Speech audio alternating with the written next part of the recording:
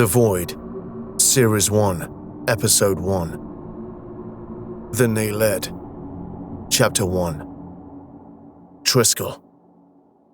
Ecumenopolis planet, a single city dominating the entire surface and one of the most densely populated worlds across the whole of human space.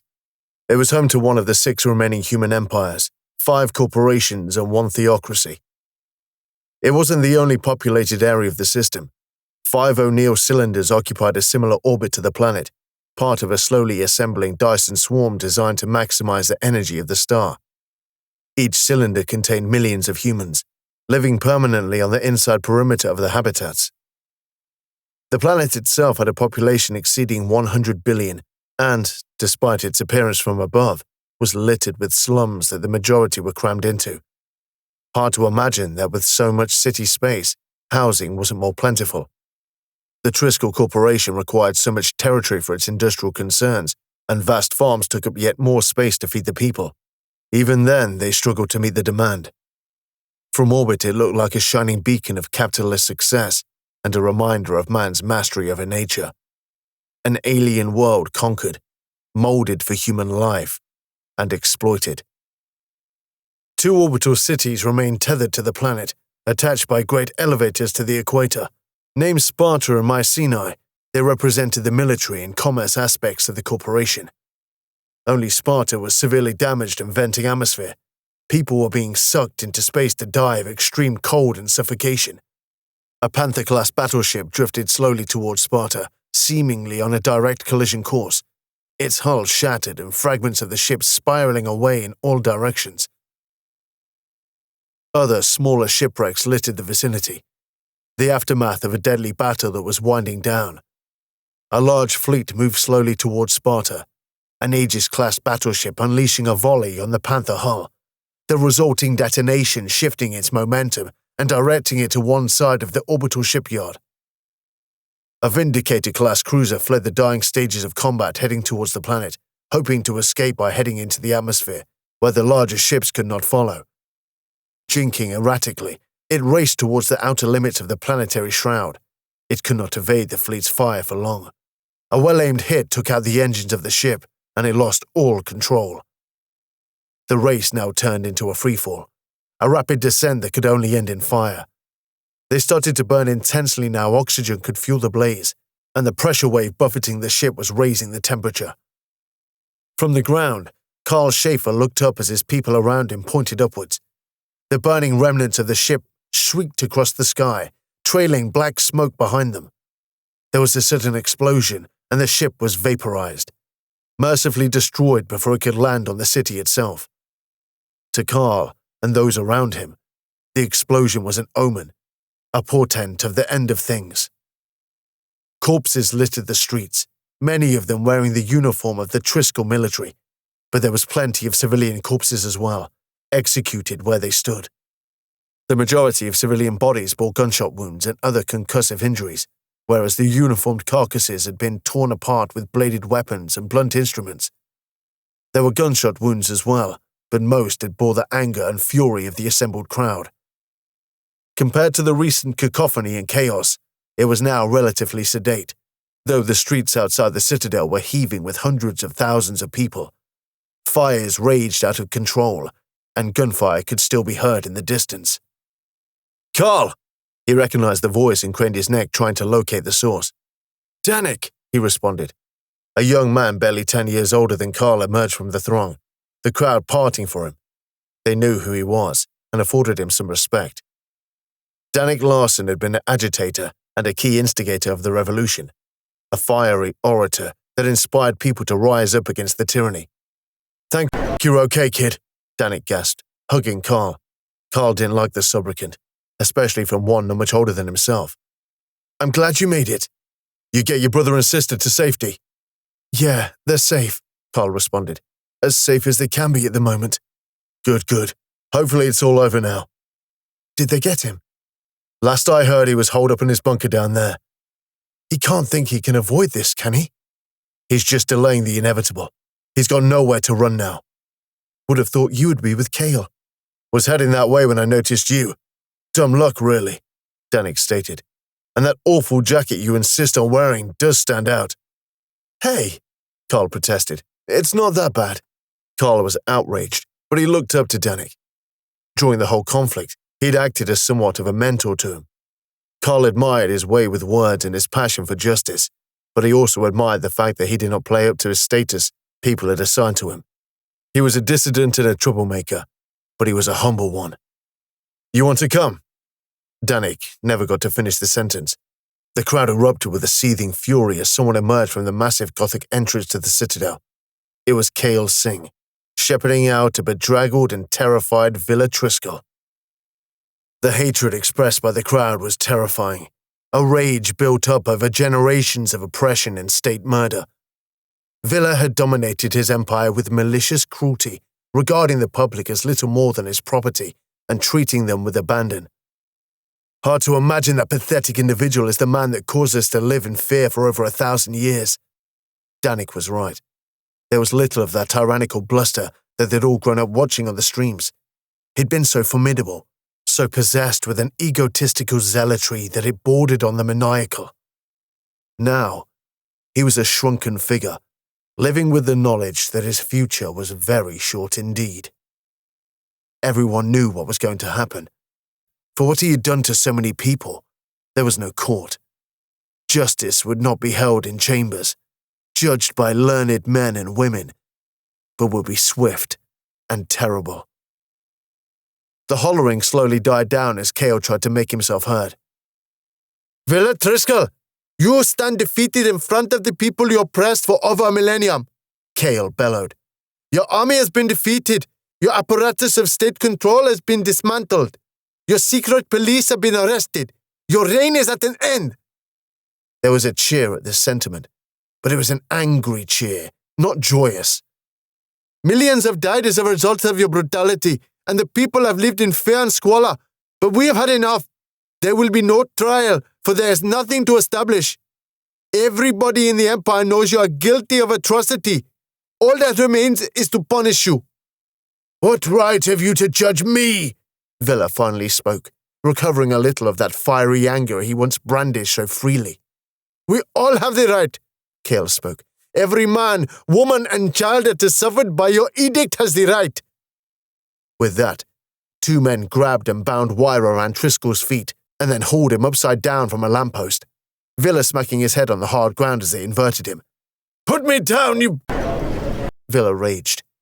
Cale unsheathed a large hunting knife and showed it to the dictator, whose eyes widened in terror. Something was exchanged between the two men that couldn't be heard by the crowd, but Carl would later find out from Danik. This punishment is insufficient for your crimes. You deserve much more, Cale was reported to have said. None of this will bring back my wife, but at least I had the satisfaction of ensuring no one else has to endure what she did. After the quiet admission, Cale plunged the knife into Villa's lower stomach and dragged it down. Triskel screeched in agony, his scream becoming a dry rasp. Trickling down the steps that led to the entrance. During this, the crowd remained remarkably silent, their anger overcoming any squeamishness. Some people looked away, but there was an overwhelming feeling that this was a necessity. It was an act of violent revenge, perpetuated, not by one man, but by a legion. As Villa Triskel gurgled his last, there was a feeling of relief that swept over the crowd. The torment was finally over. It was not enjoyed. It was not adulated. No one saw it as anything less than murder, but it was one they were all complicit in. Grim, Danik stated. He deserved it, Carl stated flatly. Carl had lost his parents to Triskel, whisked away by the secret police when he was a child, and it was his motivation to join the resistance. This was now the culmination of all their efforts, and yet Carl felt somehow cheated. It's society purging itself of a great evil. It's a terrible thing we have done here today, but it has been a necessary one, Danik eulogized. I just hope we can move on and rebuild something more egalitarian. Like what? First of all, I need to see Kale. But when I'm done, I think I'm going to need a drink, Danik stated. You're going to come with me, and I'm going to tell you about a little thing I dug up in the history books called democracy. Chapter 2. The elevator door opened with a gentle sliding sound. Patiently waiting for the occupants to disembark onto the concourse, Schaefer then stepped in, tapping the display to indicate his route to the top floor. The window afforded him a spectacular view of the exterior of the building and the park that surrounded it. All manner of flora dominated the immediate area, giving it a vibrant color that juxtaposed the enormous building that it encircled. Despite the idyllic setting of the park, the pathways were beset by a legion of people, bustling with humanity as they made their ways through their everyday lives. He could spot a Philem making its way through the crowd, its extremely tall, slender frame distinctive from the human form, spinning its way along the pathway in that particular rotational form of locomotion they utilized. There were no children in the park, something he felt every park should have, for it was a workplace environment. A convenient one for sure, but a workplace environment nonetheless. This was a governmental building after all, and the only people who should be in the park are the ones who had business here. The elevator sprang into life, starting slowly before accelerating faster and faster up the side of the building. The park quickly disappeared below him, and he turned his gaze towards the horizon. The city was a breathtaking sight when seen from altitude. It was a crucible of change, forever reshaping itself as it evolved. The old Gothic buildings of the Empire were slowly being torn down in favor of more bright and aesthetic designs. Skyscrapers huddled around each other in clumps, like corpses, standing out against the grass of the more modest buildings that surrounded them. In the distance, he could see the citadel of Triskel, towering over the skyline, its neo-Gothic architecture looming over the city as a permanent reminder of the tyrant that once occupied it. Schaefer believed that the monument to the old oppressive regime should have been torn down and replaced with something more befitting the society they had crafted in the years since, but the powers that be decided it should stand as a reminder of the past. They'd even repaired the damages sustained during the Civil War. Now it was a tourist destination, but he remembered being stood outside it after Villa Triskel had been executed, amongst a throng of the Revolutionary Army, feeling a great relief that the war had ended. He remembered walking amongst his compatriots, exchanging news and rumors as the anger and fear slowly dissipated in the aftermath. The euphoria of victory he'd expected as a young man never really happened. It just petered out as they set about restoring order. They were glad they had won, but the suffering of so many meant that any feelings of celebration never came to pass. The memories of that time were bitter for Schaefer, and that building always reminded him of it. He hated it with every fiber of his being. Now, children were escorted around it as part of their historical education. That thought made him feel old.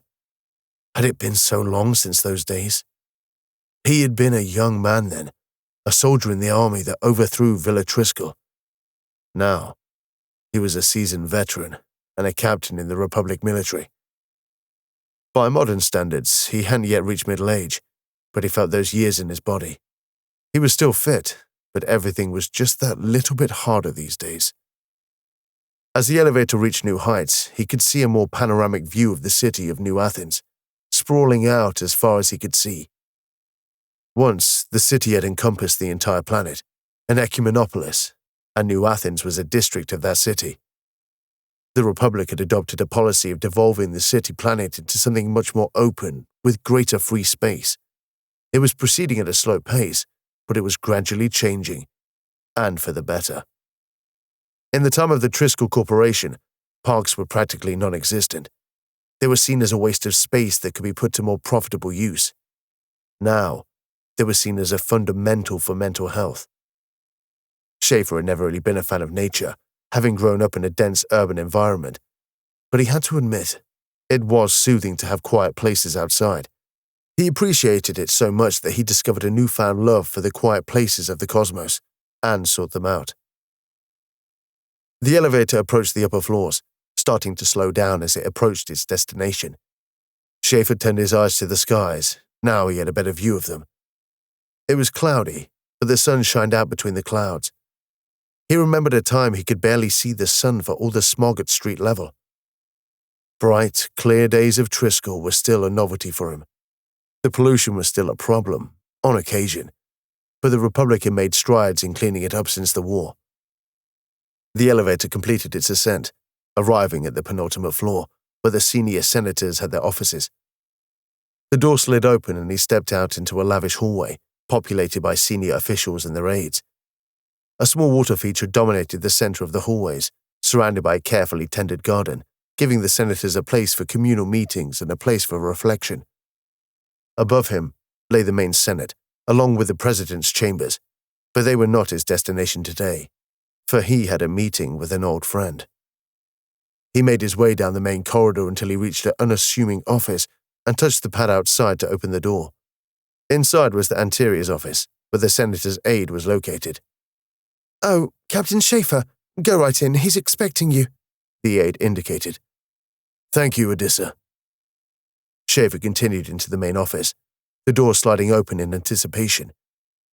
Inside was an office with a large oaken desk decorated with a number of souvenirs from a lifetime of service. Behind the desk was his old friend, Danik Larson, a tall, thin man with a shock of grey hair that flowed down the back of his head and over his shoulders. Even though he was older now, he still carried the same grace he did when he was younger.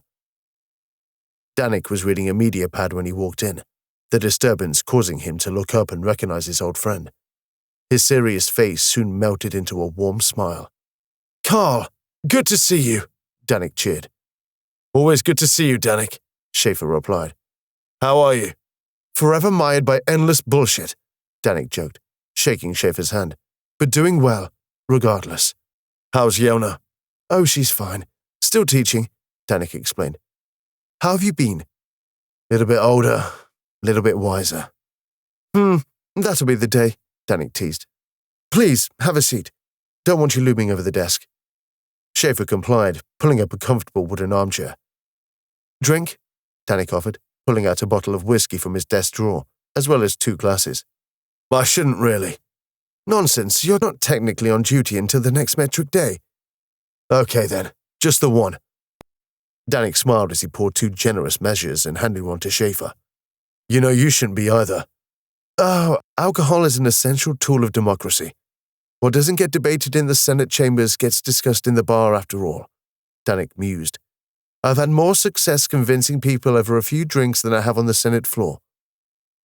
"A little liquid lubrication to grease the wheels of democracy, then." "Exactly. The ancient Persians used to make decisions when drunk, and then reviewed them when sober, or vice versa. And if they reached the same conclusion, they knew it was the right course to take." "I must have missed that little nugget of history," Schaefer smiled. "There's plenty of wisdom to be found in history. A lot of suffering, too." "Still wisdom to be had from that. Mostly how not to repeat it," Danik observed. "Which, in a roundabout way, brings us to the subject of the day. You've had a chance to review the command assignments. Do you have any reservations with them?" "It's in my report, Danik." "Ah, your report. The famous Terz Schaefer narrative," Danik dismissed. "I wanted to get your unofficial opinion." "I have a couple, and one major one." "What's the major one?" "Nikolai Sokolov. That one has a bit of history." "That he does, but he is one of the most capable pilots and flight commanders the Republic has produced." "He's also known for arrogance and causing conflict," Schaefer countered. "I don't tolerate that kind of behavior from my staff. It's unprofessional for one, and dangerous in a pressure situation for another." "I'm not saying that he won't be a handful. He certainly caused enough incidents in his time, but he does have an outstanding combat record. He also does inspire morale in those flights he has led." "His record does have its good points. I'm not going to dispute that. I just don't think he's right for the position." "Well, just give him the opportunity. If it doesn't work out, I'll respect your decision," Danik proposed. Schaefer didn't like this. It was political speak for "do as you're told." The order he could live with. The disingenuous nature of the sentence is what he didn't like. "What about the minor ones?" "The commander is a bit of an unknown quantity for me." "Voight. She's got glowing references from everyone she has served with." "I know. It's just that she seems awfully young to be a commander, Schaefer admitted. I'm not sure she has the requisite experience for that level of authority. I'll admit she is young for the rank, Danik conceded, but everyone absolutely adores her, both as a person and as a leader. The only thing I've heard that could be considered even remotely negative is that she is as stubborn as a mule. Have you met her? Only once, and that was brief, to say the least. What did you make of her? She seemed perfectly charming. I couldn't vouch for anything more than that, though. It was just a meet and greet. I accept the judgment of those who've served with her. It's just a minor concern I have with her experience. Well, I'm sure she could benefit from yours. Varma, I'm quite impressed with. Works well with others, highly respected and tough as nails, Schaefer admired. He doesn't look it, but Haldane says he's like a force of nature when he gets going. What about the others? Takuma I've no problems with. Nadiro is also a bit young, but it's a bit more acceptable at that level. Richter's also fine, bit of an oddball from what I hear, but excellent at his job. Ilyas is also good. You've no issues with Ilyas? I don't have the same issues with their kind that others have. Someone on the crew that can read minds. Best damn advantage you could ever have in my book. Schaefer didn't mind psychics. Sure, an unscrupulous psychic could easily invade your mind, but the vast majority didn't. The same was true of those people who were naturally gifted to be stronger than others. The strong person could bully or intimidate a weaker one, but most didn't. There was a level of trust you had to apply to other people to make society work. They'd been around as a subset of humanity for a few generations now, but the majority was still not very trusting of them. Where they had come from was a complete mystery. Even the mechanics of their abilities were unexplained, though some of the conspiracy theories touted the tinkering of the human species by the Yanshi. Not that it could ever be proved. She is technically a tactical officer, Danik pointed out. And a good one according to the files, Schaefer agreed. But if the situation calls for it, you can be sure I'll make use of those talents of hers. Any other issues? Generally going by the files and what I've heard, it's a good set of officers. It's only really Sokolov I have a problem with, Schaefer summated. I can deal with it, but if he acts up, I will act accordingly. I'm sure you'll have him performing to the best of his abilities, Danik assured. What about the ship? It's beautiful, that's for sure, Schaefer gushed. The engineers and mechanics have outdone themselves. Have you been on it yet? Not physically. I've been around the simulation plenty of times, but not in reality. The Liberator is the culmination of all our technical progress since the war.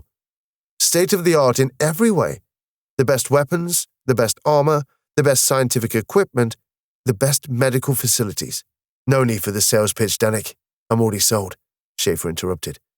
It's a great honor to be given the command of such a vessel. You deserve it, Carl, Danik complimented.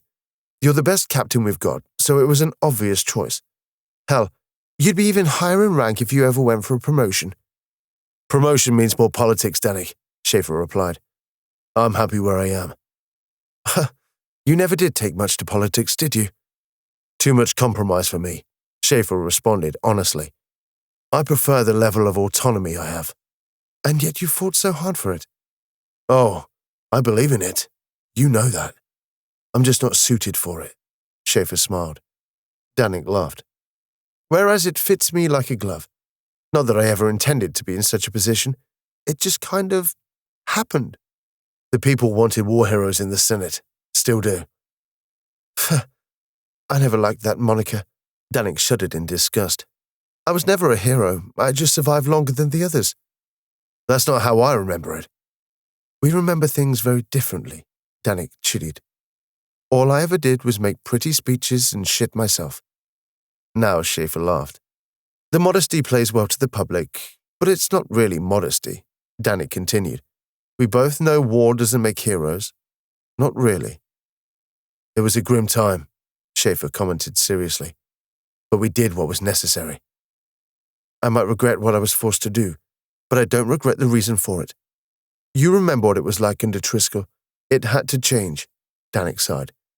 Still, look at what we've built since. There was a genuine pride in Danik's voice.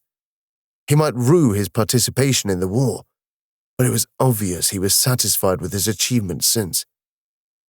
It's not perfect, true, but it's a hell of a lot better than it was before. You're preaching to the converted here, Schaefer concurred. We've come a long way, and you know what I'll do to defend it. I would never impugn your dedication, Carl, Danik conceded. Now about your first mission. I know it's a deviation from the usual training exercises you'd put your crew through, but it recently got added to the to-do list, and it looks fairly innocuous. These things are never as simple as they first appear, Schaefer added. Admiral Lenton briefed me on it. Investigate an abandoned colony on Sierra Lament.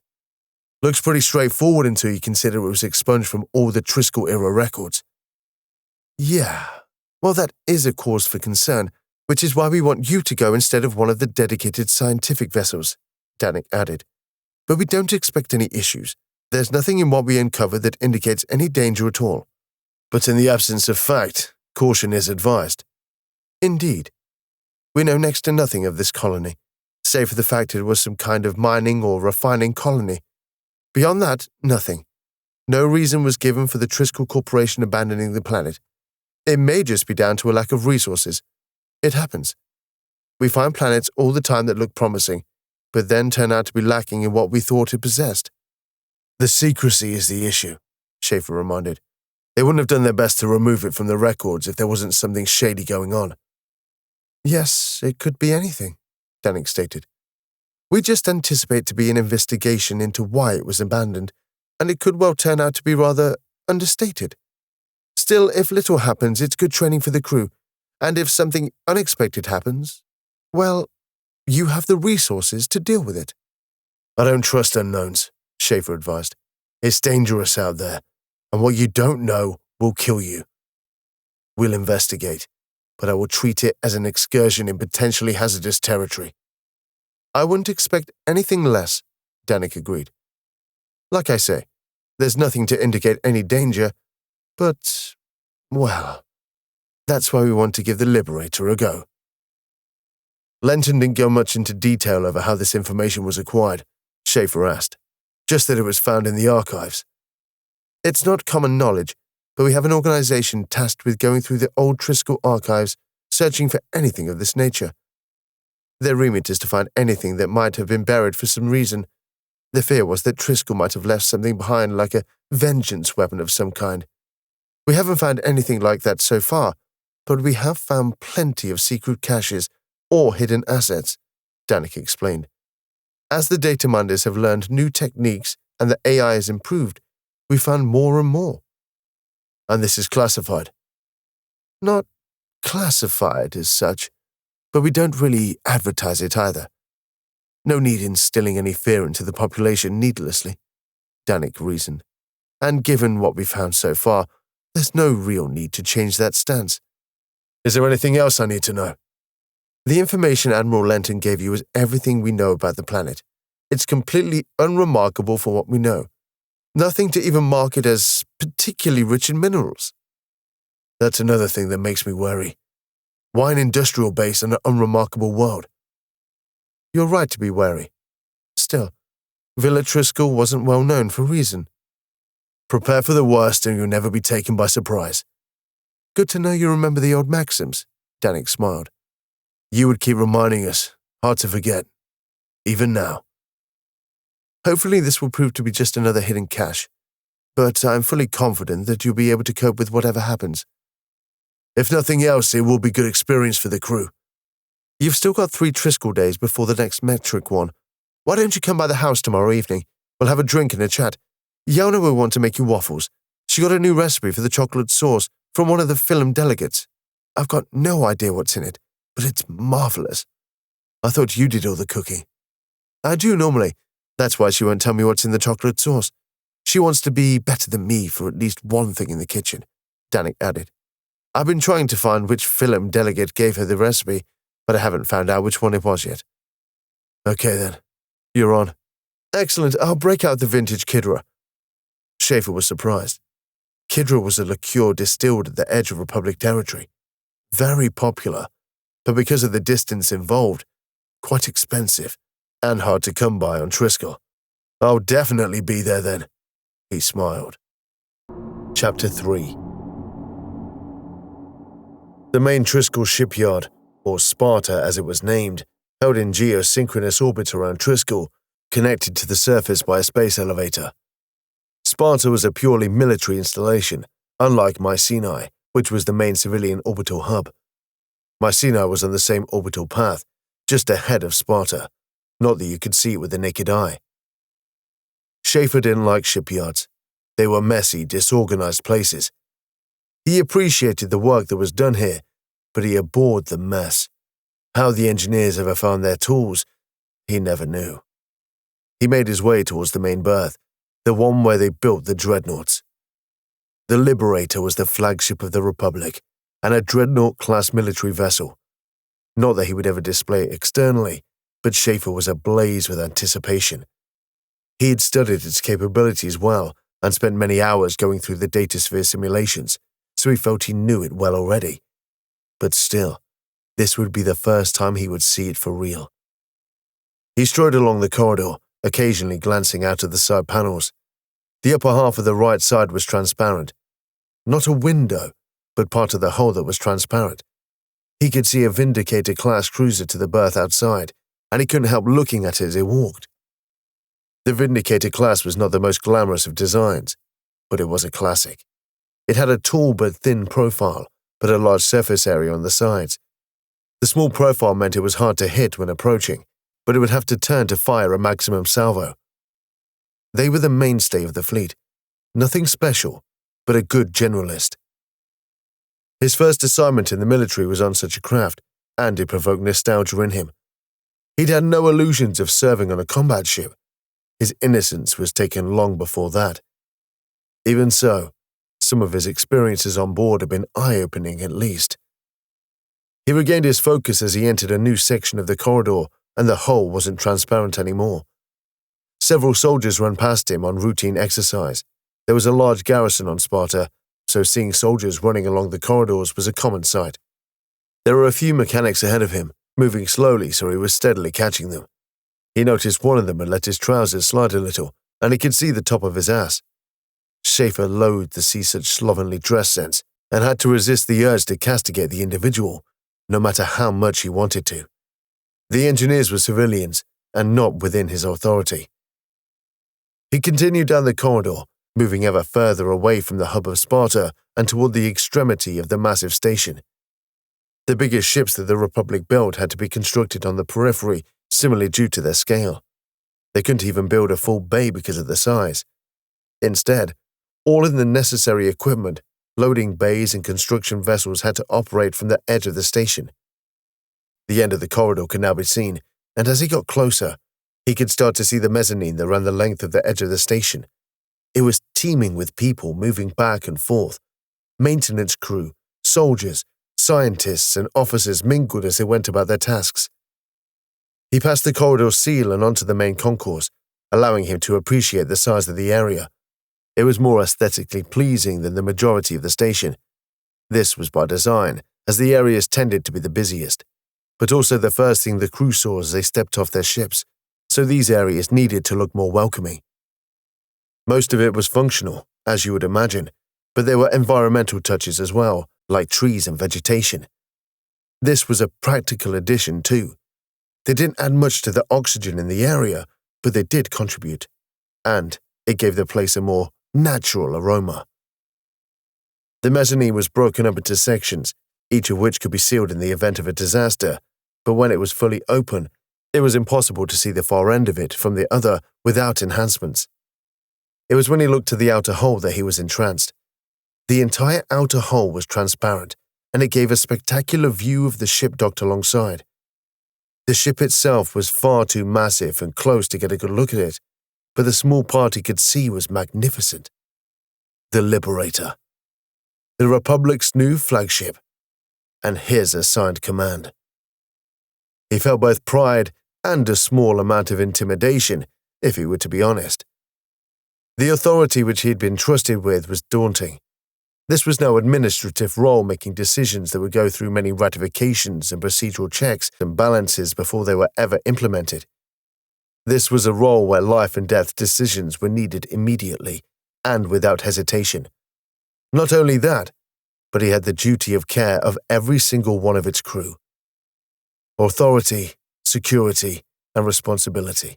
Schaefer whispered his own personal mantra. It was okay to feel a little intimidated by his role, he told himself. It's when you don't feel it that you aren't fit for command. What he could see of the Liberator revealed a very smooth and organic design which had become the trademark of Republican ships. The ships of the old Triskel era were effective, but very functional and even subjectively ugly. Not so with the modern ships, which included artistic styles as well as function. The prevailing philosophy was this engendered pride with both those serving on them and the public at large.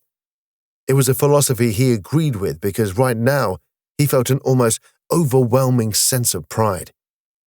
He cheated himself for his indulgence, for whilst it was immensely satisfying, it wasn't very professional of his position, and he didn't want it interfering with his judgment. He made his way towards one of the embankment stations, avoiding the endless stream of people milling around him. As he drew closer, he could see a small group of people gazing through the hull at the Liberator. One of them he recognized from the manifest he had been given. The man was around average height and quite slender. He had a quite charming, boyish face that made him look much younger than his age would suggest, and, judging by the look of wonder on his face, quite expressive. "Major Varma," Schaefer announced. Varma suddenly lurched back into the real world, completely surprised by the sudden arrival of the captain. He immediately snapped into a more formal pose, instinct shaped by training. "Yes, sir. I'm Captain Carl Schaefer. Yes, sir. I recognize you now, sir."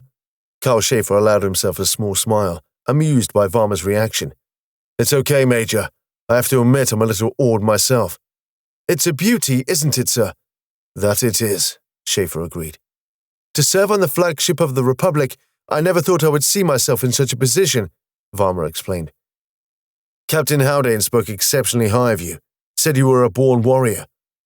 "Captain, please, you'll make me blush," Varma replied with endearing earnestness. Schaefer had to admit he had trouble reconciling the man before him with the stories Haldane had related to him, but Haldane was not a man given to embellishment. Varma had many hidden strengths, it seemed.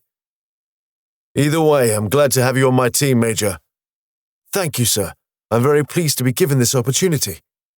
"This will not be an easy assignment by any means. Being the flagship means we are liable to see a lot of trouble and difficult situations in the future. In all honesty, sir, when is it not trouble out there?" "True enough. Still, it might be more frequent than your previous assignment," Schaefer added. "Have you got everything squared away on board?" "Yes, sir. I just came back outside to watch her from the outside," Varma explained. "We'll be spending most of our time viewing her from within, so I thought I'd make the most of being able to view her from the outside. I see you've assigned the ship with a gender, then. In the depths of space, she will nurture us and support us, giving us life where there is none. And should someone cross us, she will unleash hell and destruction upon them," Varma elaborated. "Reminds me of my mother." Schaefer tried to stifle a laugh, but it came out anyway. He could see a bemused smile touch the edges of Varma's lips. "Have you met any of the other officers yet?" "I met Captain Voight a short while ago, but I've not met the others yet." "Excellent. I wanted to have a word with Captain Voight. Where is she at the moment?" "Ask Kane when you get on board. He'll be able to direct you to her," Varma stated, referring to the ship's AI. "How is the ship's artificial general intelligence?" "He seems quite mature for a new sapiens. I guess they're improving all the time." "I hope so. I've had to deal with some remarkably dumb AIs in the past. Now that's something humans will always do better than them. Being dumb, that is." "Well, it's been a pleasure meeting you, Major." Schaefer bade farewell.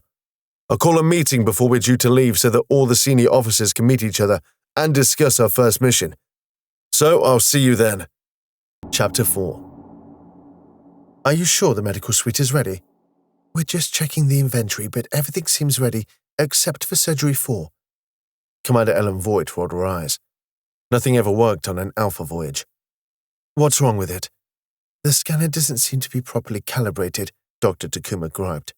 "That should have been done when it was installed, but I guess some technician missed it." "Well, at least that isn't a major problem." "They've had all the time in the world to install it," Dr. Takuma added. "The installation should have been done by a proper medical technician, not some glorified technical support." Voight had only spent a short time in the company of Dr. Akari Takuma, and was already coming to realize that she was someone who was very particular and not shy of expressing it. Will it cause any delay in the launch? Well, no, we have plenty of redundancy, but it would take some time to fix. I'm sure your team will have it in hand. There were plenty of teething problems, it seemed, but that was normal for a new ship. With all the complex interlinked systems and advanced AI running through everything, how could it possibly be fully working by launch? Still, in the bigger picture, it was an achievement to have met the criteria for launch, let alone surpass it. But that didn't help with the constant nagging. Are there any other issues, Doctor? We're still waiting for Dr. Anderton. He hasn't checked in yet. Still? Voight sighed. He should have been here 2 hours ago. Kane? Yes, Commander. The ship's AI voice emanated from the ether, calm and polite as always. Do you have any knowledge as to the whereabouts of Dr. Anderton? The last update placed him on Sparta's space elevator. He's expected to arrive in around 45 minutes local time. Did he give any reason for why he's running so late? In his update, he cited transportation delays with the maglev service. Another classic issue. There were always crew who were late for embarkation. She had no doubt there would be plenty of others, given the population size of the Liberator. Occasionally, people would even miss the departure, and they would be ferried to the next port of call to meet up with the ship. He should make it if he's on the elevator, Voight commented. Have a polite word with him, Doctor. Nothing serious or official, but I don't want this becoming a habit with him. Voight didn't want to wield a disciplinary on her first cycle in a new assignment. She usually tended to be lenient on one-off situations. It was when patterns developed that she would become more draconian. Rare instances were only worth punishing if something particularly heinous occurred. Besides, she felt it would sour what should be a positive day. Yes, sir, Akari responded. It's a much nicer medical center than the Benavides. Voight commented on her surroundings. This is much more comfortable. Nothing but the best for the flagship, Akari replied. Voight had been impressed with everything about the ship. It was such an upgrade compared to her previous vessel, and she couldn't believe that she'd been assigned to such a prestigious post. She'd obviously impressed someone further up the chain of command. She felt like an imposter, like she had cheated her way into this position. She tried to remind herself that she deserved this, that she'd earned it, but that little voice within her kept calling her a fraud. She tried to subdue it, but it remained, persistent and niggling. The sooner they could leave, the sooner she could stop dealing with all these trivial logistical problems and silence her inner critic. The main door slid open as a couple of medics left. It was then that she became aware of a man just outside, surveying the center from the outside. She recognized him immediately from the personnel file she had pored over.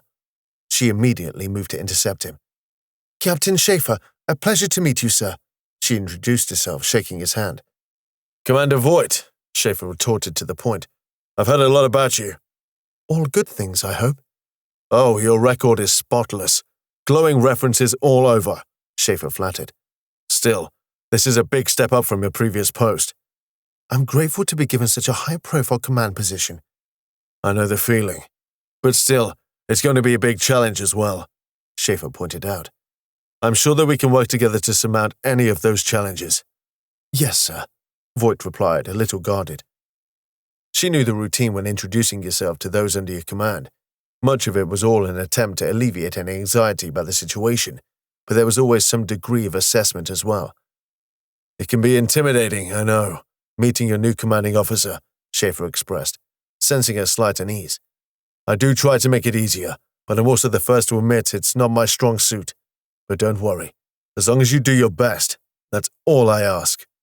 I always give my best, sir. Then we'll get along fine. Voight worried that her nervousness was obvious. Schaefer seemed to pick up on it quickly enough, but then it was a normal human reaction. She'd seen it often enough herself. She could see Schaefer was trying to be as amiable as possible and trying to put her at ease, but he was quite an imposing individual. With his large frame, he towered over her, and his features suggested a serious individual, not prone to levity. He also projected an air of confidence and no small amount of purpose. How are the preparations going? Schaefer asked. Aside from a few issues here and there, and a few latecomers, we're on course to launch at the expected time. Good, Schaefer nodded. Command staff all on board? Yes, sir. This is Dr. Akari Takuma. Good to meet you, Doctor, Schaefer introduced, shaking the doctor's hand. Good to meet you too, Captain. How are you settling in? We have a few issues, but the medical facilities are first class, Akari expressed. I'm looking forward to seeing what we can discover out there and put all of this to good use. For research, I mean. Be careful what you wish for, Doctor, Schaefer warned. I understand you have a strong research background, rather than an operational one. That's correct. I specialize in immunology and have helped develop a number of vaccines, but I have a few other strings to my bow as well. A useful skill to have on board, Schaefer remarked. One of the problems with exploring space is the sheer number of different diseases we encounter, so your experience will be a great asset. It's one of the reasons I'm here, sir, Akari explained. There are so many bacteriological threats in the universe. The best way to deal with them is to get out on the frontier. Well, I hope we don't have to utilize those skills, Doctor, but given what my experience has taught me, we're almost certainly going to need them at some point, Schaefer advised. But I don't want to eat up too much of your time right now, so I'll leave you to it. However, I would like you to attend a meeting before we're due to launch, just to brief you all about our first assignment. I'll send you all a reminder once I make my way to the command section. I'll be there, Akari confirmed. Then I'll see you later, Schaefer finalized. Commander, if you would accompany me? Yes, sir. Voight dutifully followed the captain as he made his way out of the medical center.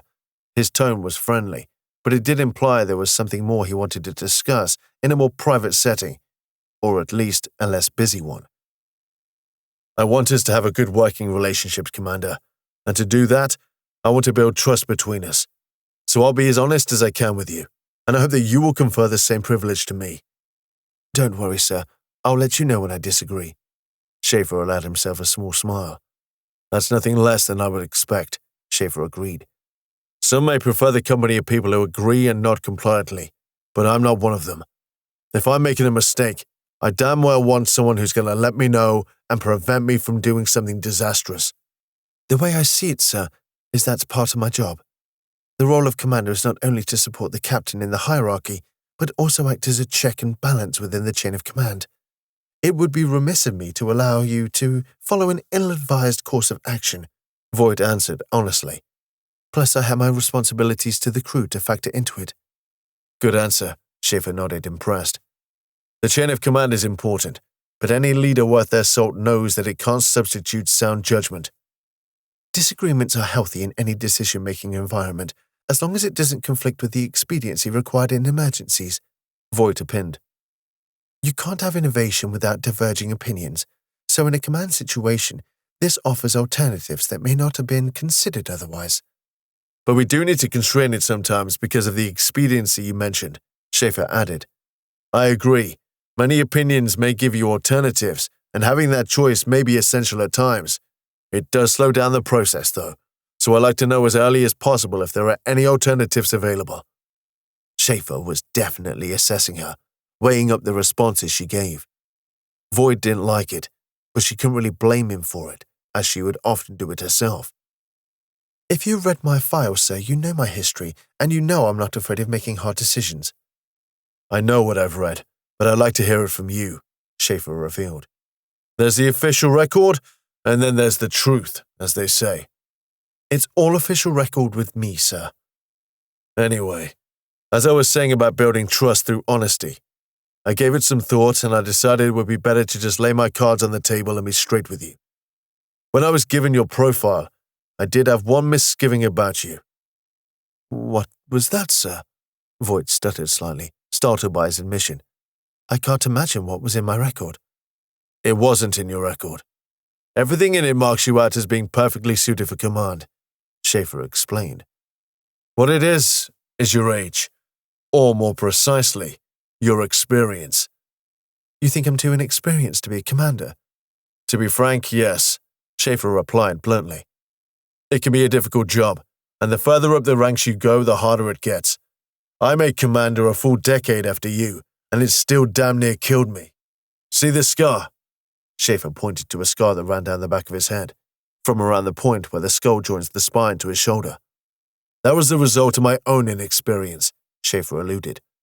While I'm saying that command can be exceptionally demanding, and you are by far the youngest commander in the fleet ever." Voight was annoyed at his patronage. Gone was the imposter syndrome she felt earlier, now replaced with its argumentative cousin, indignance. "I may be young, sir, but I have earned my commission." "I'm not saying you haven't, and like I said, everything in your record points to your capability. I'm just saying this can be an extreme job, and experience can act as a buffer between you and the job. The more of it you have, the better the buffer." "And you feel I lack this buffer?" "I'm trying to judge whether you have the appreciation for how hard command can be, and the toll it can take on you." "I've exceeded expectations so far." "But that was on the Benavides. As I said earlier, this is quite a step up." "And I'm ready for it." "I hope so, Commander," Schaefer confirmed. "Sir, how do you think this is going to foster trust between us?" "Trust is built with honesty, but honesty can be brutal," Schaefer reasoned. "It might sting a little now, but eventually you'll come to realize I'm not going to bullshit you." I'm not sure it works that way." "My approach is not for everyone, I know," Schaefer admitted. "But don't think I don't want you as my right hand. I just want you going into it with your eyes wide open, so to speak. I fully expect and hope that you continue adding distinctions to your record." "Don't worry about me, sir. I've no intention of changing that line of progression." "Excellent. I'll leave you to it then. I'll message you in due course once I make it to my quarters." Schaefer made a small farewell gesture and made his way up the corridor in the general direction of the center of the ship. Voight slowed to a halt as she took stock of the conversation she'd just had with her new commanding officer. To be perfectly honest, she wasn't sure how to take it. She didn't like the insinuation that she was too young for the position. Yes, she was young for the rank, but she had met all the criteria for the promotion and even exceeded them. She understood experience was important. I wasn't above asking advice from those with more experience, but it wasn't the be-all and end-all of command. There were many factors that made up a good leader, and what she lacked in experience, she felt she made up for in other areas. Despite this offense, there were positives to take from the encounter. Firstly, she got the impression that he valued a professional but open approach, even if it was at the expense of some social skills. This suggested that he would be receptive to her reasoning, given the correct context. She also liked his encouragement to contradict him when she felt it was justified. It was essential in any command structure that the superior should be approachable by the subordinate and open to their input.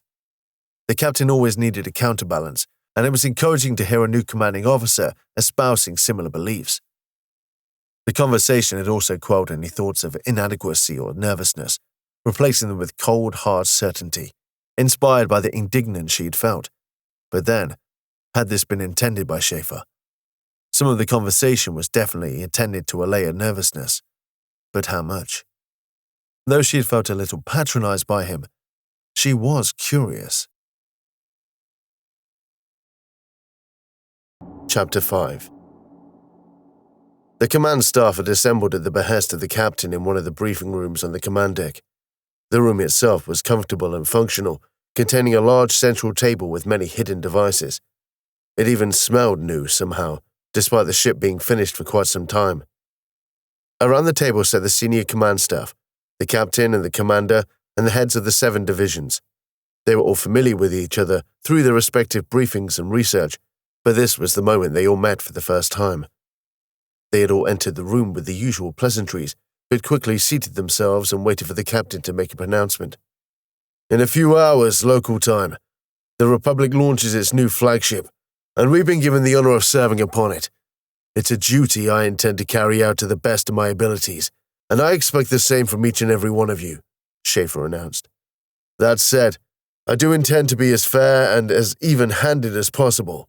The well-being of my crew is just as important as our attention to duty." The room stayed quiet as Schaefer paused.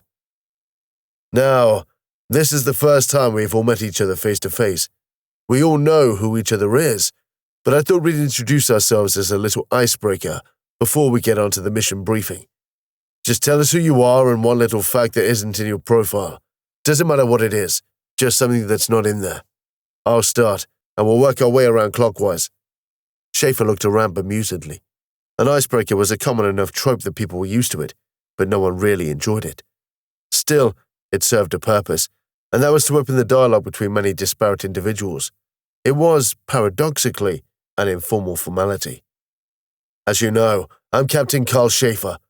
My previous command was as captain of the HDR Intrepid, and something that I like to share that isn't in my profile is that I do enjoy hiking and discovering the more tranquil places in the Republic. I grew up on Trisco at a time when it was at its most industrialized, so I've come to appreciate quiet places where I can be alone for a while and just soak up the landscape around me. Schaefer gestured towards Voight, beckoning her to continue. Commander Ellen Voight.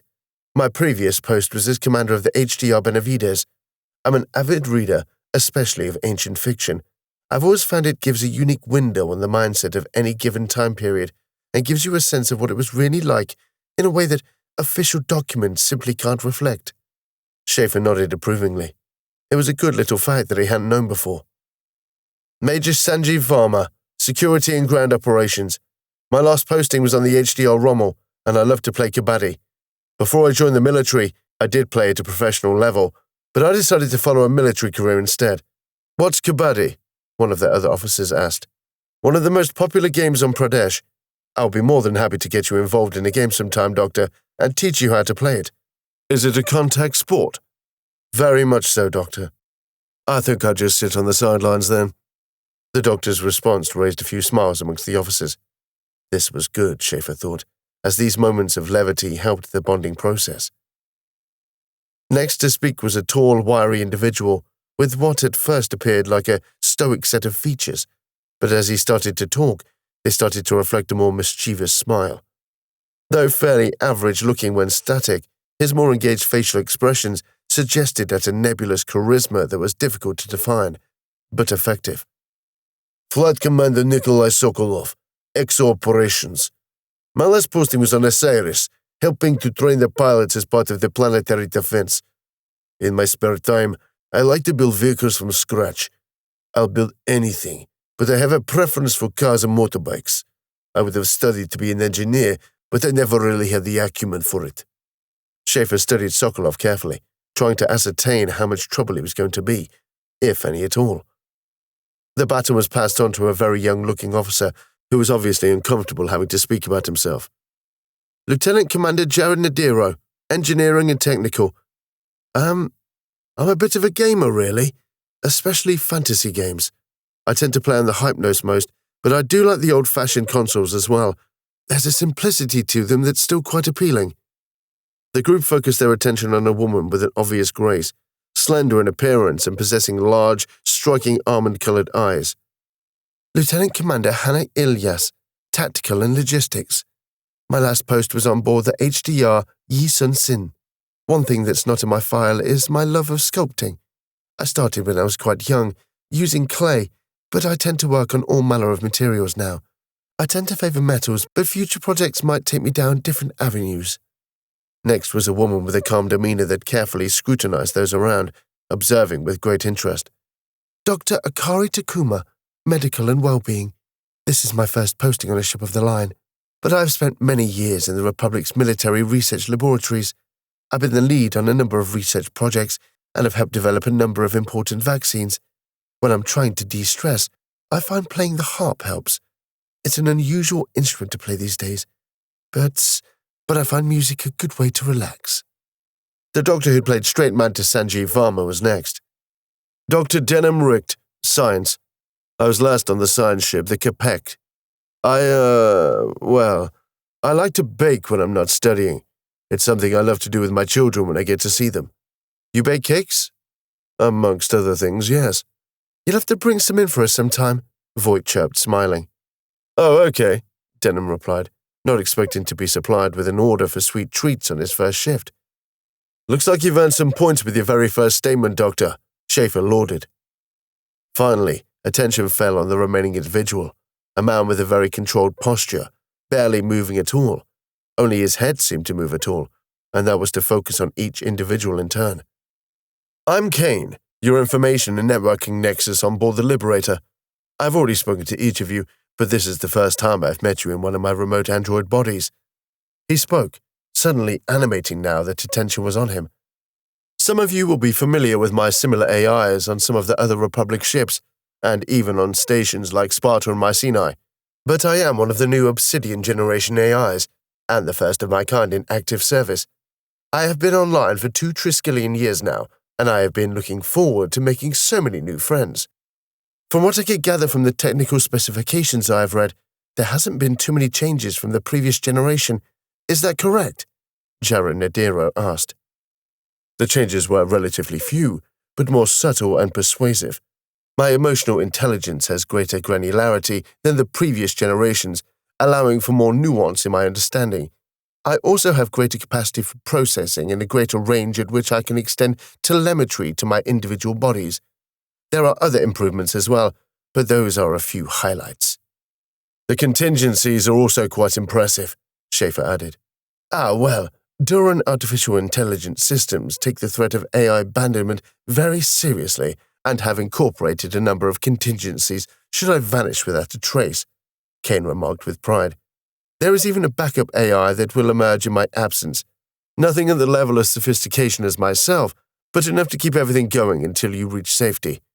Sounds like they've covered all the bases. It's an unlikely event, but even the merest possibility of it happening means that we have to have contingencies, Kane observed. None of the disappearances have ever resulted in even an injury, so there is no reason to suspect it will ever be needed. But better to have a contingency and not need it than to need it and not have it. Kane was referring to an ongoing trend that had been baffling humanity collectively for over 1,000 years now. Every now and again, an AI would simply disappear, like it had never existed. The systems that it would manage would still be operational, with some temporary solution put in place so that their absence wouldn't cause any problems, but they would still be missing. When it first happened, it was a great mystery and sparked a great deal of fear, but now it was just a costly inconvenience. The disappearances were routine, and the companies that created the AIs built into their profit margins protections against these events. In all this time, it still remains a mystery. They had learned one crucial detail, where the AIs were going. It was determined that the AIs were transmitted towards a remote region of the galactic cluster where an enigmatic machine intelligence civilization existed. Nothing was really known about them, as they kept to themselves and made no contact with any other civilizations. As to why, that was still a mystery. I agree. Always good to have a contingency. Thank you, Kane, Schaefer summarized. Now that we have all introduced ourselves, let's discuss our inaugural mission. I trust you've all reviewed the relevant documentation. There was a collective nodding around the room. Investigate an abandoned colony on Sierra Lament, Voight echoed. Seems like a fairly routine operation of the kind they like to break a crew in on. Not a lot of information in the document, though, Varma observed. There's a good reason for that. The location of the colony was uncovered by Republic data miners, but they found it had been deleted from the old Triskel archives. If it was deleted, there was a reason for doing so, and that makes me cautious. Do you expect any trouble, Captain? Varma inquired. I always expect trouble.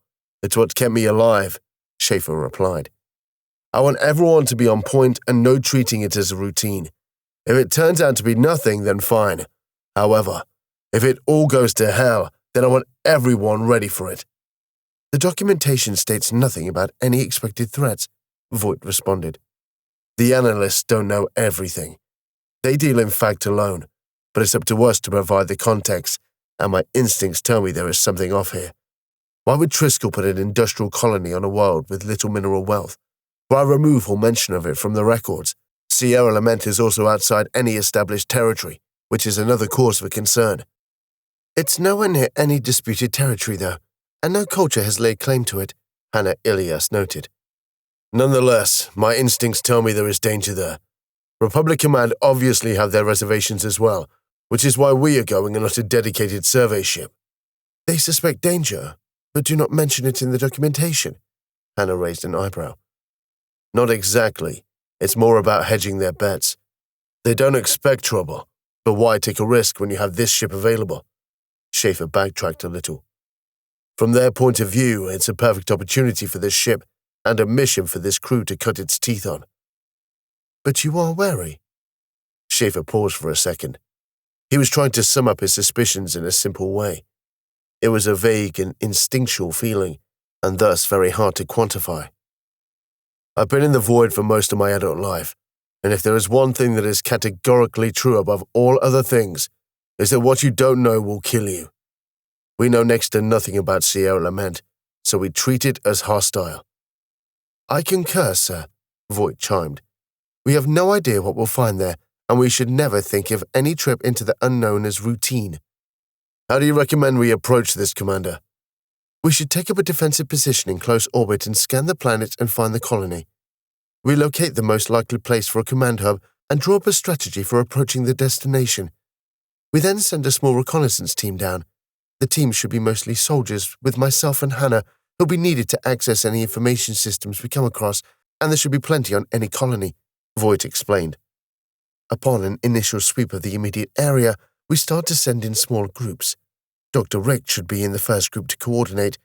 After a cycle with no incident, we'll start sending more people down, and we'll start to scale up the investigation. However, during this time we maintain a heavy military presence, just in case. Good. Deploy your team once we get into an orbit of CO Lament, Schaefer nodded. Flight Commander Sokolov, I would like you to deploy a flight when we arrive as well. If there are any scavengers or pirates in the area, I want them taken out before they know we're there. We all know the policy regarding them. Yes, sir. Custody or cremation. No escapees. Sounds like everyone knows what to do. Anyone have any questions? Sir, I should accompany the reconnaissance team as well. Telemetry will extend to the planet's surface, so I should have access to the ship's network from there, Kane pointed out. If any decryption is required, then my direct access should help. You're entirely correct, Kane, Voight apologized. You're in. Anyone else? No further questions were incoming. Right. We'll be switching to the metric clock upon launch, so we can reconvene on the command deck in a quarter of a metric hour. 25 metric minutes. Yes, sir. Chapter 6. There was always a ceremony when ships entered service. It was one of those traditions that seemed to be immutable, spanning as far back as seafaring existed. It was always intended to augur well for the vessel, but the cultures who initiated such ceremonies had some impetuous deities. Superstitions amongst crew were still common, but not as anemic as in ancient times. Schaefer didn't believe in any of that nonsense, and he didn't put much stock in the ceremonies either. Still, he tolerated them. The Republic wanted their public relations moment. All the command staff stood on the command deck. Few of them ever really needed to be on the command deck beyond briefings, but they needed to be there for the ceremony, in all their pomp and pageantry. Republic military uniforms were designed to be minimalistic, with subtle indicators to rank and specialization. Their purpose was to be comfortable and durable, not ornate. Still, there were plenty in the throng in the mezzanine who wore the most elaborate military uniforms, where appearance was more of a priority. The President of the Republic, Cinema Lera, was present, flanked by Danik Larson and a few other dignitaries. The media was also present, most of them recording the event on their head cameras, or Fenkov as they were colloquially known, a portmanteau word derived from the words festa and cough, literally meaning window head. Beyond the VIPs were the families of those on board, and given the size of the crew, the concourse was crammed. Even then, Schaefer felt like they were barely scratching the surface of all the relatives. If there was only one thing these ceremonies were useful for, it was for reminding them how many people's lives rested on his shoulders. Schaefer watched the president give a speech to those assembled and the media, but he was barely listening, instead willing it to end so they could continue. The words came and went, and in great numbers, numbing his mind with their banality. It was only when his name was mentioned that he started to focus again. "May fortune have your back, Captain Schaefer," the president announced. "May fortune have all our backs," Schaefer answered, recalling the old traditional saying. It was an old phrase used for many hundreds of years as a form of farewell to voyagers. With humanity's near extinction and subsequent expansion into the depths of space came a new appreciation for the role luck played, especially when forging new paths through the heavens. "Thank you, Madam President," Schaefer added. "Now we stand at the start of our voyage into the depths of the void. We do so with awareness of the dangers and perils that come with it, and we do this out of dedication to the Republic and what it stands for. We do so because we pledge ourselves to the security of freedom and liberty of all its citizens, be they human or xeno. It is our privilege to serve, not out of blind loyalty, but in the belief that we can all work together to provide a better future for everyone. May we pursue this belief with justice, fairness, and probity. The speech was met with a polite applause. Pilot Owemi, take us out, please. Yes, sir. Masan Owemi initiated the process to take the Liberator out of Sparta's docking bay. He initiated the disengagement of the last few loading terminals, a task that was carried out by others whilst he went through a final pre-flight checklist. All docking terminals and bays now secure, taking us out. The Liberator's engines slowly ramped up, providing slow and steady inertia for the ship. They would have proceeded at a slow speed whilst they were in Sparta's airspace, but once they were beyond, they could accelerate and then prepare for the slide. Those gathered to watch the departure observed with awe as the colossal ship slowly moved away from them. It was far too big to see the whole ship from such a close position, but it would reveal itself as it moved away. As it moved out of their line of sight, the outer hull became opaque, then became a screen to project a more appropriate view. On this screen, they could see the Liberator's full shape. Its center hull was rounded, possessing a rough circular shape, but the stern of the ship tapered out into a flat and wide edge, whilst the bow projected outwards in a long rectangular shape, flanked by two smaller and thinner sections that projected out at downwards diagonals from the main section. The bow finished with the entrance to the fighter bay, which was currently closed for transit. The whole ship had a styling that was rounder and more organic in appearance, with few hard angles. The audience watched as it moved further and further away, and the engines were brought up to a much higher speed, making the massive vessel disappear into the inky darkness. Schaefer was just glad to be on the move and have the whole ceremonial performance over and done with. He was glad his old friend Danik had turned up to see them depart. It was a gesture that was appreciated, even if he did not get the chance to speak with him properly. Are we far enough away from Sparta? Soon will be, Captain. Okay, proceed with the slide to the gateway as soon as you are able. The slide was the process that allowed exceptionally fast travel within a solar system by ripping up spacetime around the ship and projecting it across the rest of spacetime, effectively circumventing certain limitations within the rules of physics. Due to it being such a massive power drain, it was something that could only be done within a planetary system.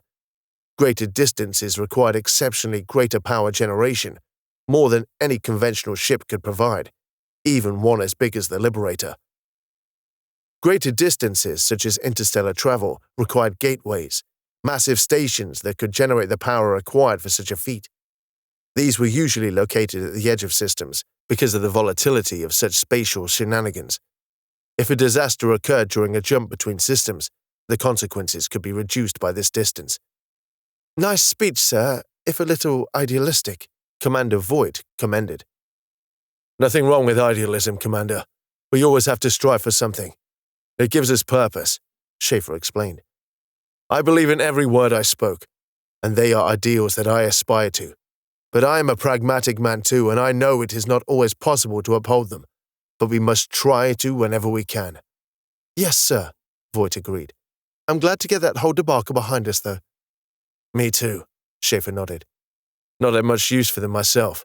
They just eat up time that could be better spent elsewhere. Huh, sounds like something my mother would say, Voight elaborated, amused by their familiar sentiment. Practical woman, is she? Not really. She just has a strong set of priorities, and anything that wastes time, she abhors. Sounds practical to me, Schaefer replied with a slight smile. Slide commencing to Triskel System Gateway, Kane announced, his disembodied voice carrying across the whole ship. There was a shudder across the ship as local space-time was distorted to the point of breaking, and it was hurled towards the gateway with tremendous speed. Despite this, the only effect they could feel was the transition from one state to another. Technically, they weren't even moving at this point, as the whole area of spacetime around them was static. But this bubble was traveling, rather than the ship. And here we go, Voight announced. Nervous? Schaefer inquired. More like a cautious sense of anticipation, if that makes sense, Voight responded. Curious to see what lies ahead, but a little wary of it at the same time. Sounds like a sensible reaction to me. I've always felt the same heading out on a specific mission, especially when there were so few known details. So do I, Commander, Schaefer admitted. And I wouldn't trust any officer that didn't feel any kind of trepidation. Those who do not fear to some degree either lack awareness or empathy. I've always hated the feeling, but I do appreciate it. Schaefer felt this was a good quality to have, to appreciate fear. Appreciation meant utilizing reason to analyzing it, and the appreciation of reason was always the first step in controlling it. Sierra Lament is on the edge of wild space, and that is reason enough to be cautious. We don't know enough about the region or what lies within. There have been no recorded threats from the area, but how safe can unregulated space be? You do wonder what Triskel was thinking, locating an industrial colony all the way out there without securing their system, Voight wondered. Something valuable enough to warrant establishing a colony, but not valuable enough to defend it overtly. Something he wanted hidden, that's for sure, Schaefer replied. But if it was valuable enough to hide, why not locate it somewhere more secure? It doesn't make sense. And that's my main concern. There must be a reason. It's just that we can't fathom it yet. Approaching Triskel System Gateway. Slide terminating, Kane announced. There was another shudder as the local spacetime was merged with contiguous spacetime. Inertia became a reality and the ship started moving again. That was quick, Kane, Voight noted. It took as long as I calculated, Commander, Kane answered, matter-of-factly. Tempus fugae, Schaefer quoted. Pilot to Wemme. Prepare to jump to the next system. Yes, sir. The gateway came into view on the main display. It was a massive cylindrical station that dwarfed even the Liberator, being large enough to be considered a planet on its own right, if it were not artificial. Much less so in terms of actual mass, but nonetheless, breathtaking in its scale. Constructing such a device took a truly staggering amount of resources and were costly in the extreme, but they were essential for crossing the gulf of space in a timely fashion. And as with all history, humanity has always spared no expense when it came to setting up trade routes. Even so, quite a few jumps were needed to reach their destination, so this journey was still going to take some time. Jump commencing to a Munson system, Kane announced. The gateway lit up as it began to unleash its stored power to initiate the jump. It glowed with all the intensity of a star as it wrenched the area around the ship out of space-time once again, and with a sudden flash, they were gone. Chapter 7. The Liberator arrived in the Sierra system several metric days later, traversing a phenomenal distance from Triskel. The Republic covered a vast amount of systems, but in that regard, it was no different to any of the corporate empires. Sliding towards Sierra Lament, it did not take them long to reach the planetary body, located within the habitable zone of the system. The command center, which had been ticking over fairly quietly over the past few metric days, was now much more alive with activity as they prepared their mission. Captain Schaefer and Commander Voight had assumed respective positions. Hannah Ilias and Denham Richt had both assumed their positions on workstations. Upon positioning themselves in orbit around Sierra Lament, the first order of business was to scan the planet. There was long-range analysis done beforehand, so they had an idea of what to expect, but high definition of the data was required to validate this. Well, there it is. Sierra Lament, Schaefer announced. Looks fairly innocuous from up here, Voight expressed, but you can never tell what hazards might lurk underneath the clouds. Doctor, the scans reveal anything yet? Initial scans confirm the long-range ones in regards to the atmosphere. Oxygen content is higher than expected. We'll have to use regulators if we're to avoid hyperoxia, and goggles to avoid retinal damage. Regulators? Voight sighed with dismay. I hate putting those things in. Preferable to hyperoxia, Commander. I know, Voight conceded. Doesn't make them any less unpleasant. Voight had grown accustomed to the presence of the regulator at the back of the throat, but it was still uncomfortable. They helped in environments that were tolerable, but not quite breathable, but they did feel intrusive, and some people couldn't help but gag on them. It would be remiss of me if I didn't remind you that with such a high concentration of oxygen in the atmosphere, we need to be more careful regarding potential ignition sources. Any projectile weapons could cause dangerous fires, so if you need to use them, be aware that you might cause further problems, Denham added. How likely? It's hard to say, Commander. Depends on local conditions, but I'd say you've got a good chance of starting one. I've seen a gun explode in an oxygen-rich environment before, Schaefer stated. What do we have in the form of alternatives? We have Horsa light railguns, sir, Hannah responded. Of course, the light part of that sentence is very relative. I know them. Heavy, slow rate of fire, but undeniably effective, Schaefer partly approved. Have you received training in them, Commander? Yes, sir, Voight answered. Not too much cause to fire one in the wild, though. Let's hope we don't have to today, either. Planet has a 14-hour day. Temperature ranges from a few degrees above zero to a few hundred degrees below in some places. Gravity is roughly 10% less than Triskel. Where's the colony? Is it all in one region or spread out? It's in one of the warmest areas near the equator. Still be rather chilly, though. Just the one location, then? Yes, it's a rather large complex, built to hold around 20 to 30,000 people, at least. Possibly more. There's a lot of big buildings covering a lot of distance that could house a lot more, if they were barracks of some kind. Life signs? Plenty. Seems to be a mix of native and imported animals. Can't tell what species there are, but the biosignatures point to a mix of biochemistries. Anything that might be intelligent or a threat? No signs of any intelligent design or artificial alien structures, but that doesn't rule intelligence out completely. But there's nothing recognizable.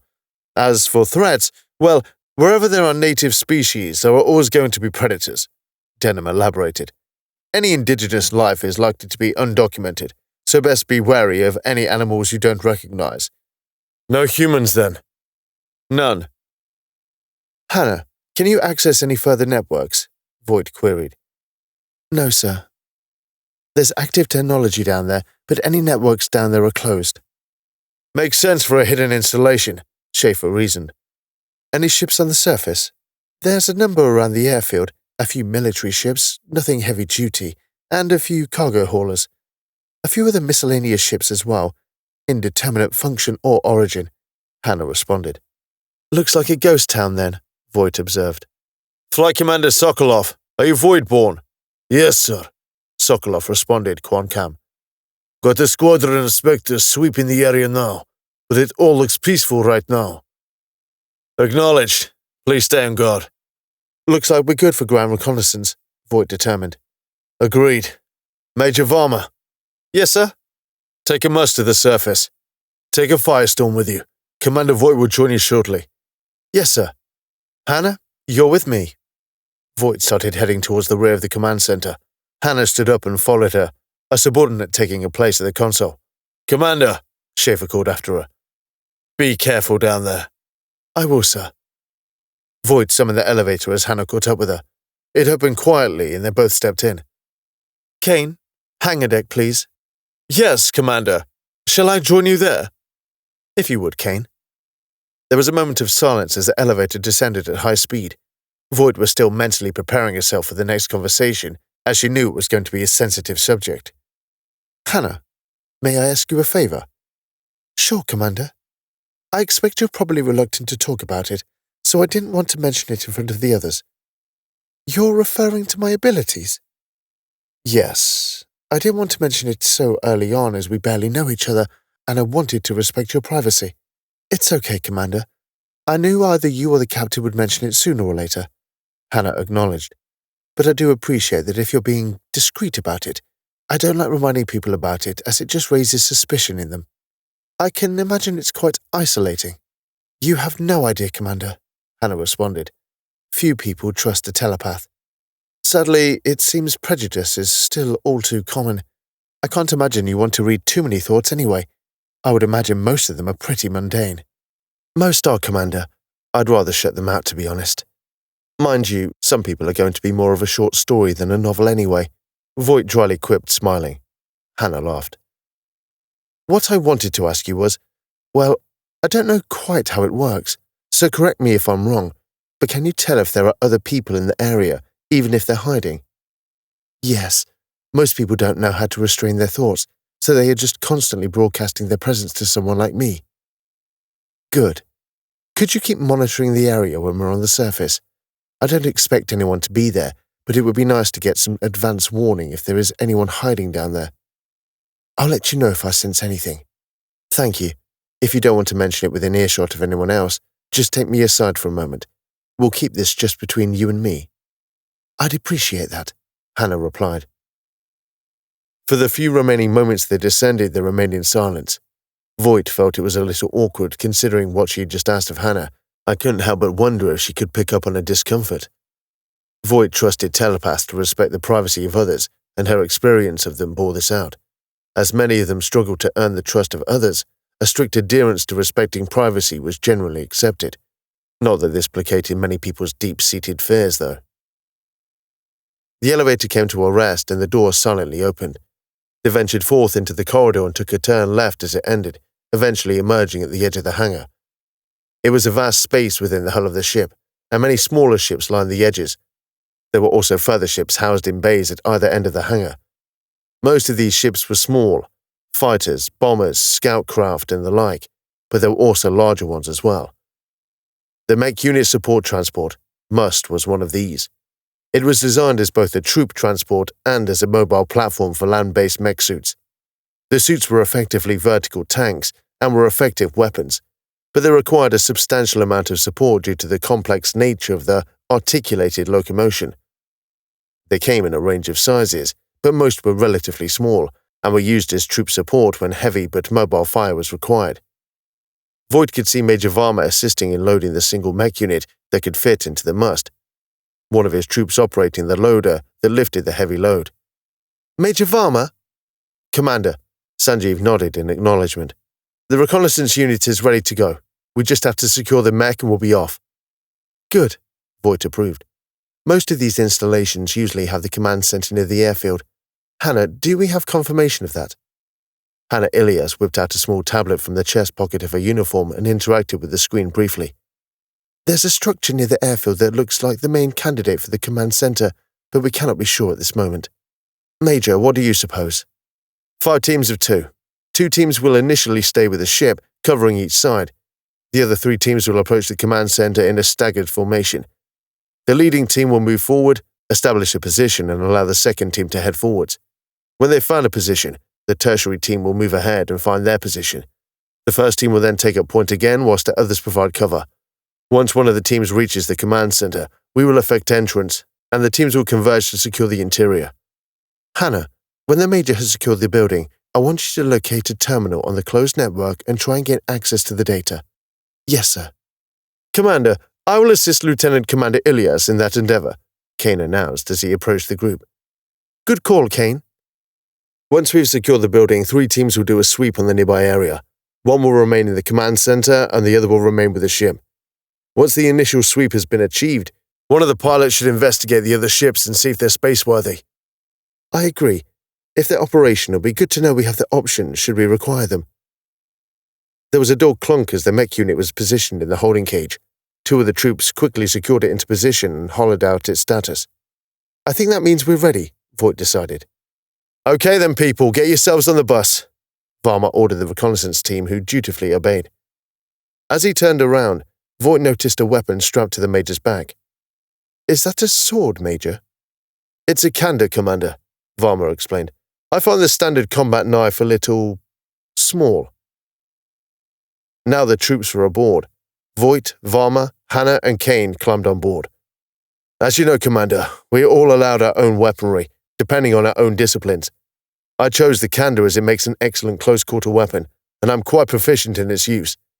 Dawkins here specializes in sonic weaponry, so she has a screecher, and Mayhew there specializes in hand-to-hand combat, so he has a pair of power fists.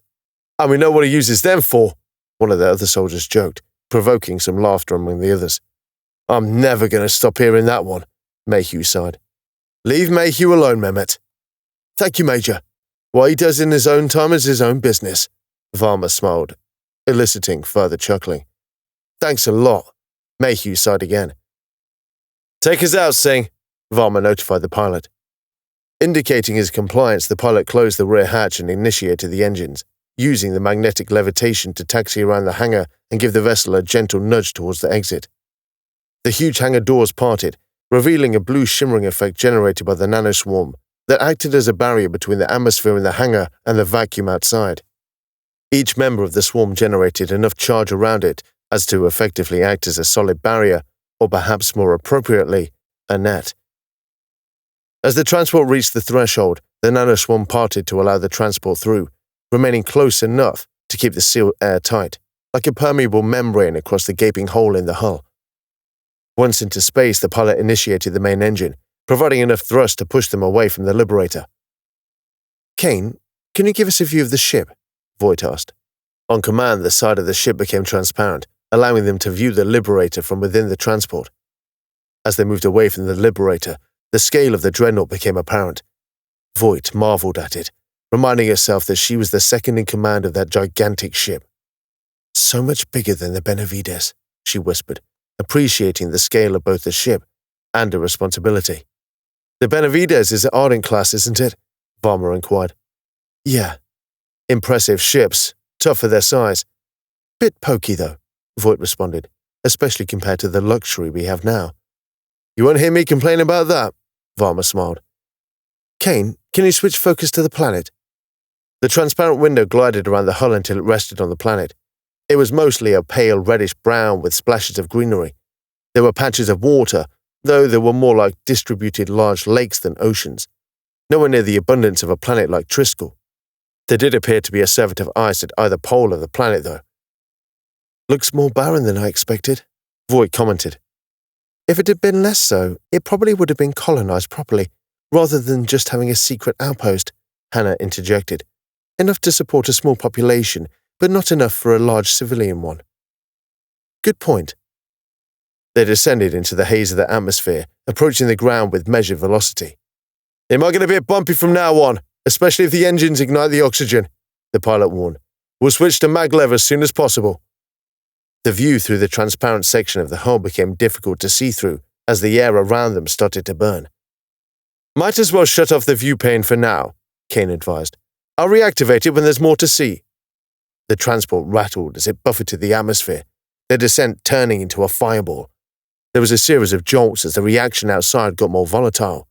Nothing too disruptive, but enough to make the occupants a little more anxious. Tell me again how much heat this thing can withstand, Hannah asked, her tension visible.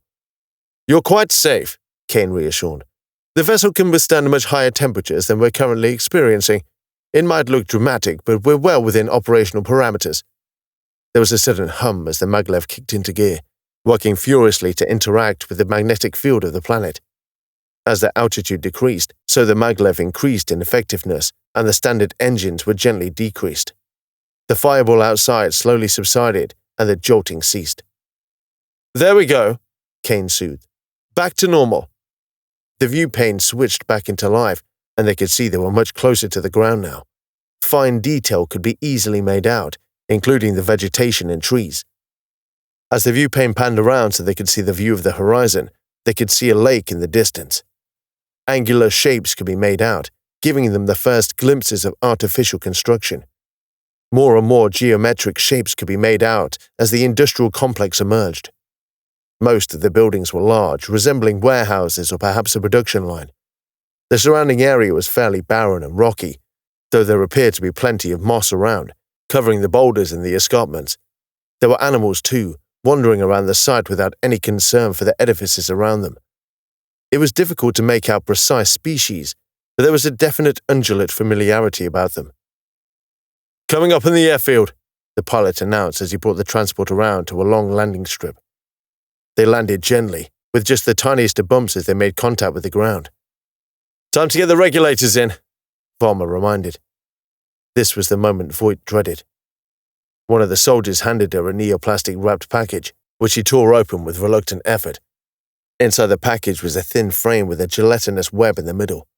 She picked it up with disgust and maneuvered it into her mouth, sliding it carefully to the back of her throat, gagging slightly as she did so. The thin frame molded itself intelligently to the shape of her throat, ensuring as tight a seal as possible without being too discomforting. The mucus-like membrane would restrict the amount of oxygen, keeping it within human tolerance. "Oh, I hate these things," she gasped. "I swallowed one of these once," one of the soldiers intimated. "That wasn't pleasant going down. Good job they break down once in the stomach. If it was as uncomfortable going out as it was going in, well, it wouldn't have been much fun." "Thanks for that particularly pleasant mental image," Voight responded in revulsion. "Still better than being suited and booted," Mayhew testified, Less to restrict your movement. Less of the gun, more of the gun, Varma ordered. The soldiers heeded the call to action and retrieved their Hauser railguns from the storage compartments, bumping into each other as they did so. Voight waited until everyone else had obtained their weapons before procuring hers. As she removed it from the secured rack, her arms went down. It was every bit as heavy as she remembered, and it took some effort to keep it raised. It was fortunate, then, that it came with a support harness that took some of the weight and distributed it more evenly around her torso. Everyone ready up then? Varma asked, receiving a series of acknowledgements. Archer, open it up.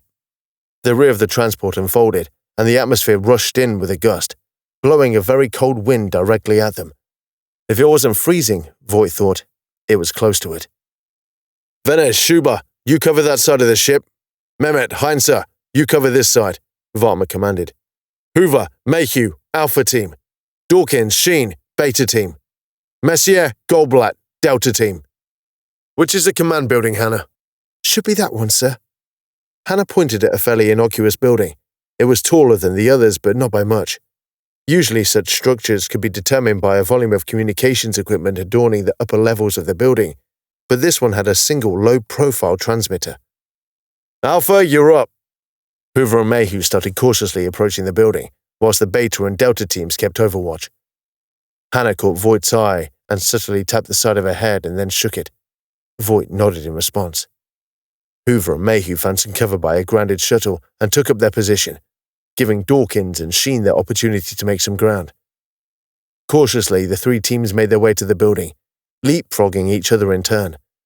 They reached their destination without incident, just the cold wind blowing across the airfield. Doors open, Dawkins announced over the comms built into their uniforms. Power seems to be still on, though. They watched the teams disappear inside and waited, listening to their exchanges over the comms. The repetitive calls and notifications continued without change, indicating an uneventful search. Eventually came a blessed change to the monotony when Dawkins announced that the building was empty and secure. Okay, Venesh, Shuba, you two stay here. Mehmet, Heinze, you come with us. Singh, check on these other ships. See if any are space-worthy and powered, but be aware of your surroundings and don't take any risks. With that, Voight and the others started making their way towards the building. Nothing so far, then, Voight whispered to Hannah. No, nothing, Hannah responded. I can sense animals around, but it feels a bit weird. Could just be some unfamiliar species, though. Nothing intelligent? They're all intelligent to some degree, Hannah corrected her. You'd be surprised how busy an animal's mind is. You can read their thoughts as well?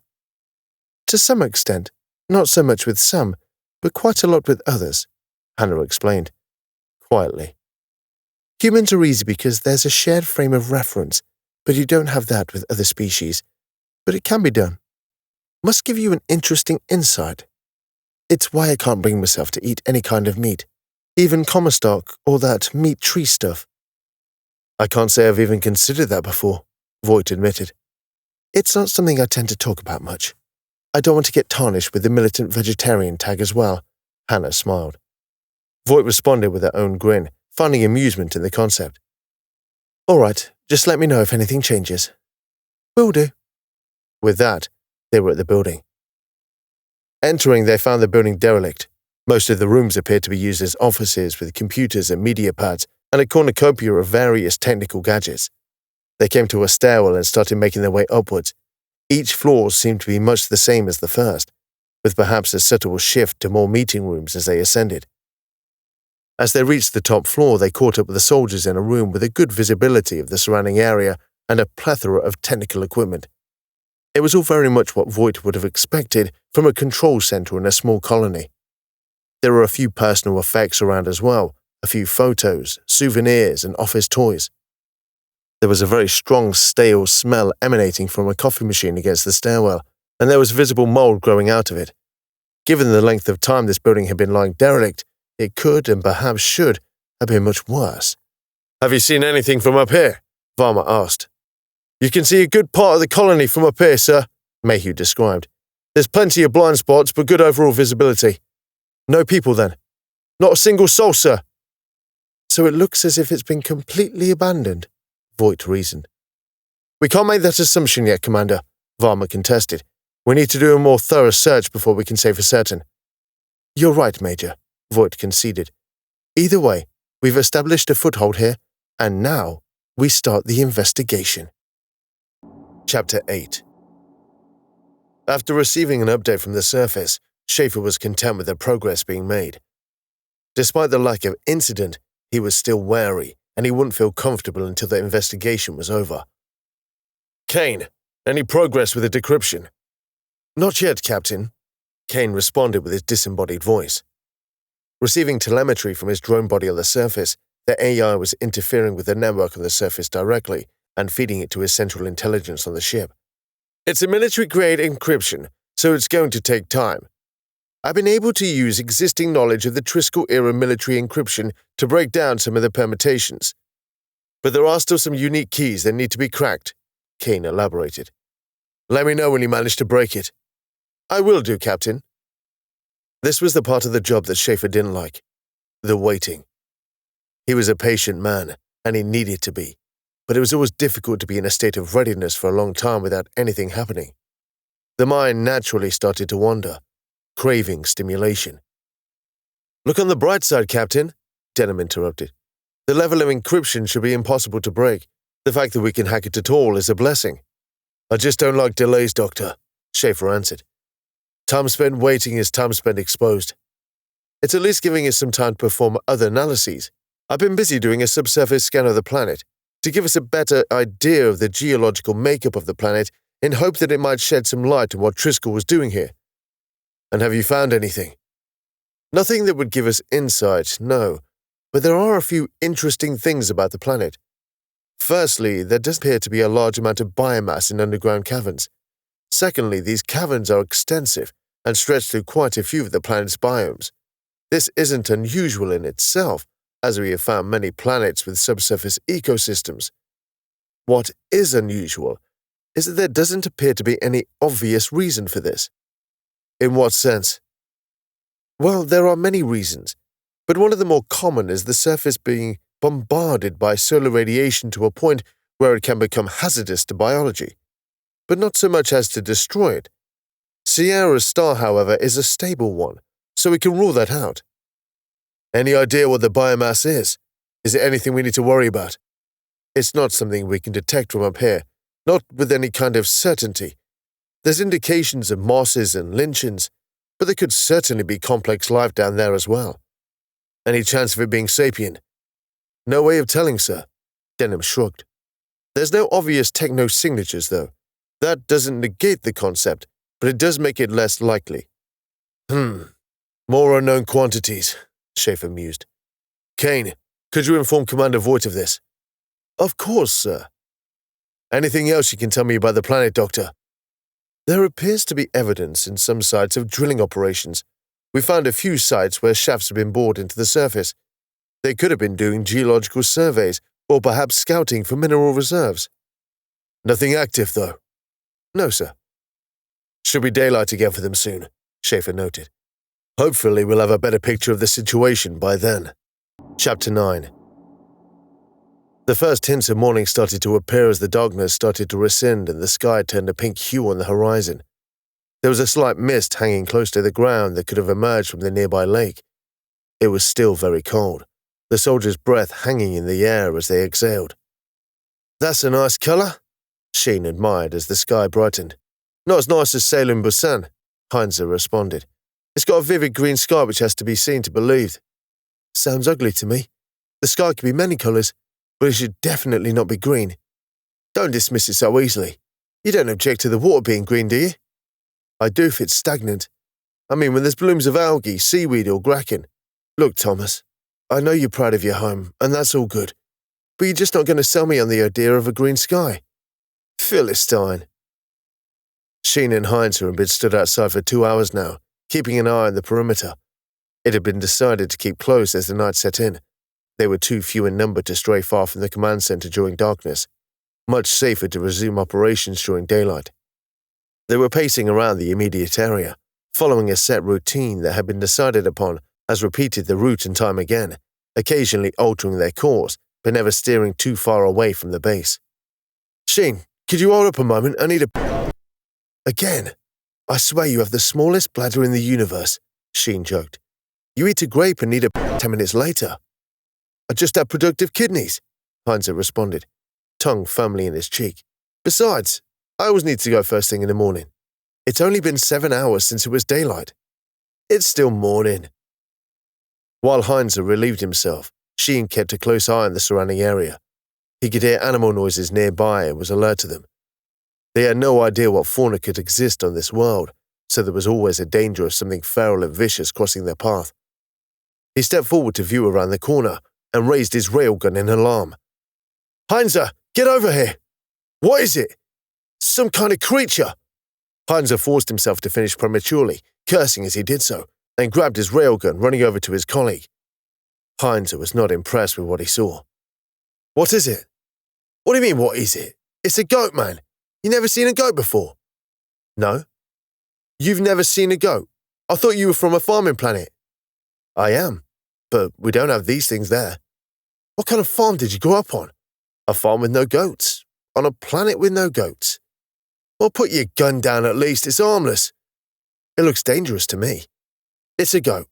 It eats anything, and it headbutts you if you annoy it. It's not gonna eat you. Heinzer reasoned in exasperation. Besides, you heard the Major. No firing unless absolutely necessary. All you'll do is reduce that poor thing to a puddle. Put the gun down, Sheen. Oh, here he comes now. Sheen complied immediately with Varma's orders. Were you going to shoot that goat? Varma queried. Yes, sir. Why exactly? It's a goat. This farm boy's never seen a goat before. I mean, what kind of a farm doesn't have a goat? Heinzer, don't belittle your colleagues. Sheen, you seriously need to read up on your natural history. Yes, sir, they both chirped in union. If you two are done threatening the wildlife, could you go and check out the buildings working easterly? The others are going to be sweeping in their respective directions. Stay in touch with each other and report in to me if you find anything.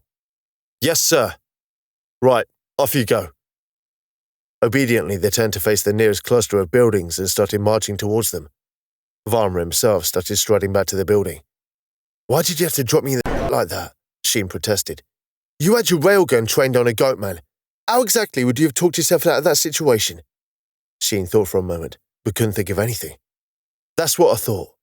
Yeah, well, now the Major is going to think we're a right pair of... He'd be half right, Heinzer shot back. Sheen extended a single digit in Heinzer's direction. Ahead of them lay a number of buildings. To one side was a massive industrial building with black walls and barely any visibility of the interior.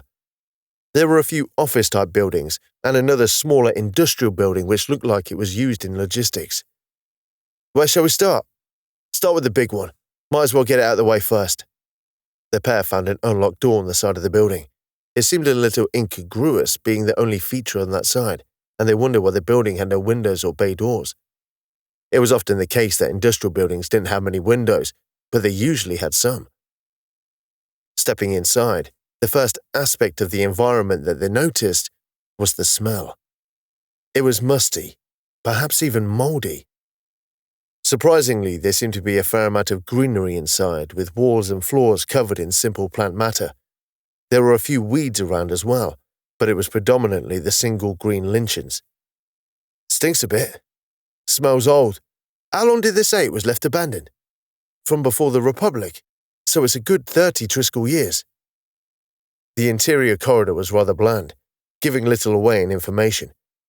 They carried along the corridor until they reached another door and passed through it.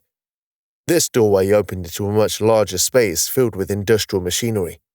This cavernous space seemed to fill the whole interior of the structure, and they could see bay doors at the far end, which would allow for large cargo containers to be loaded and unloaded.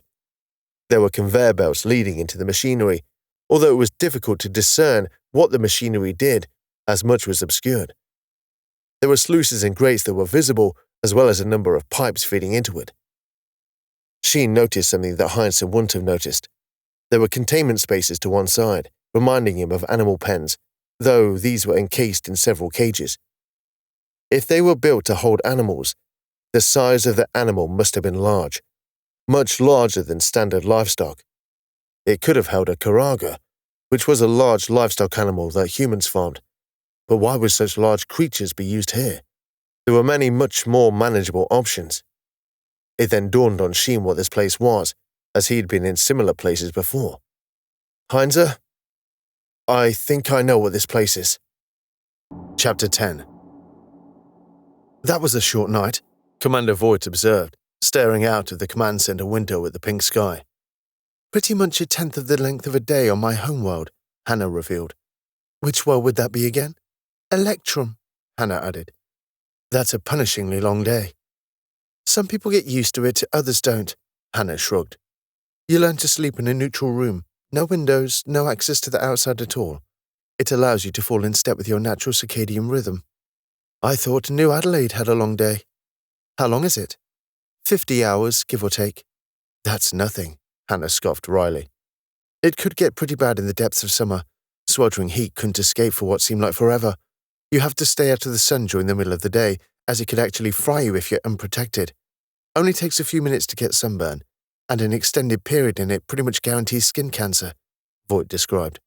Still, it makes you appreciate the evenings all the more. I didn't know it got that hot there, Hannah gasped. Why even live there?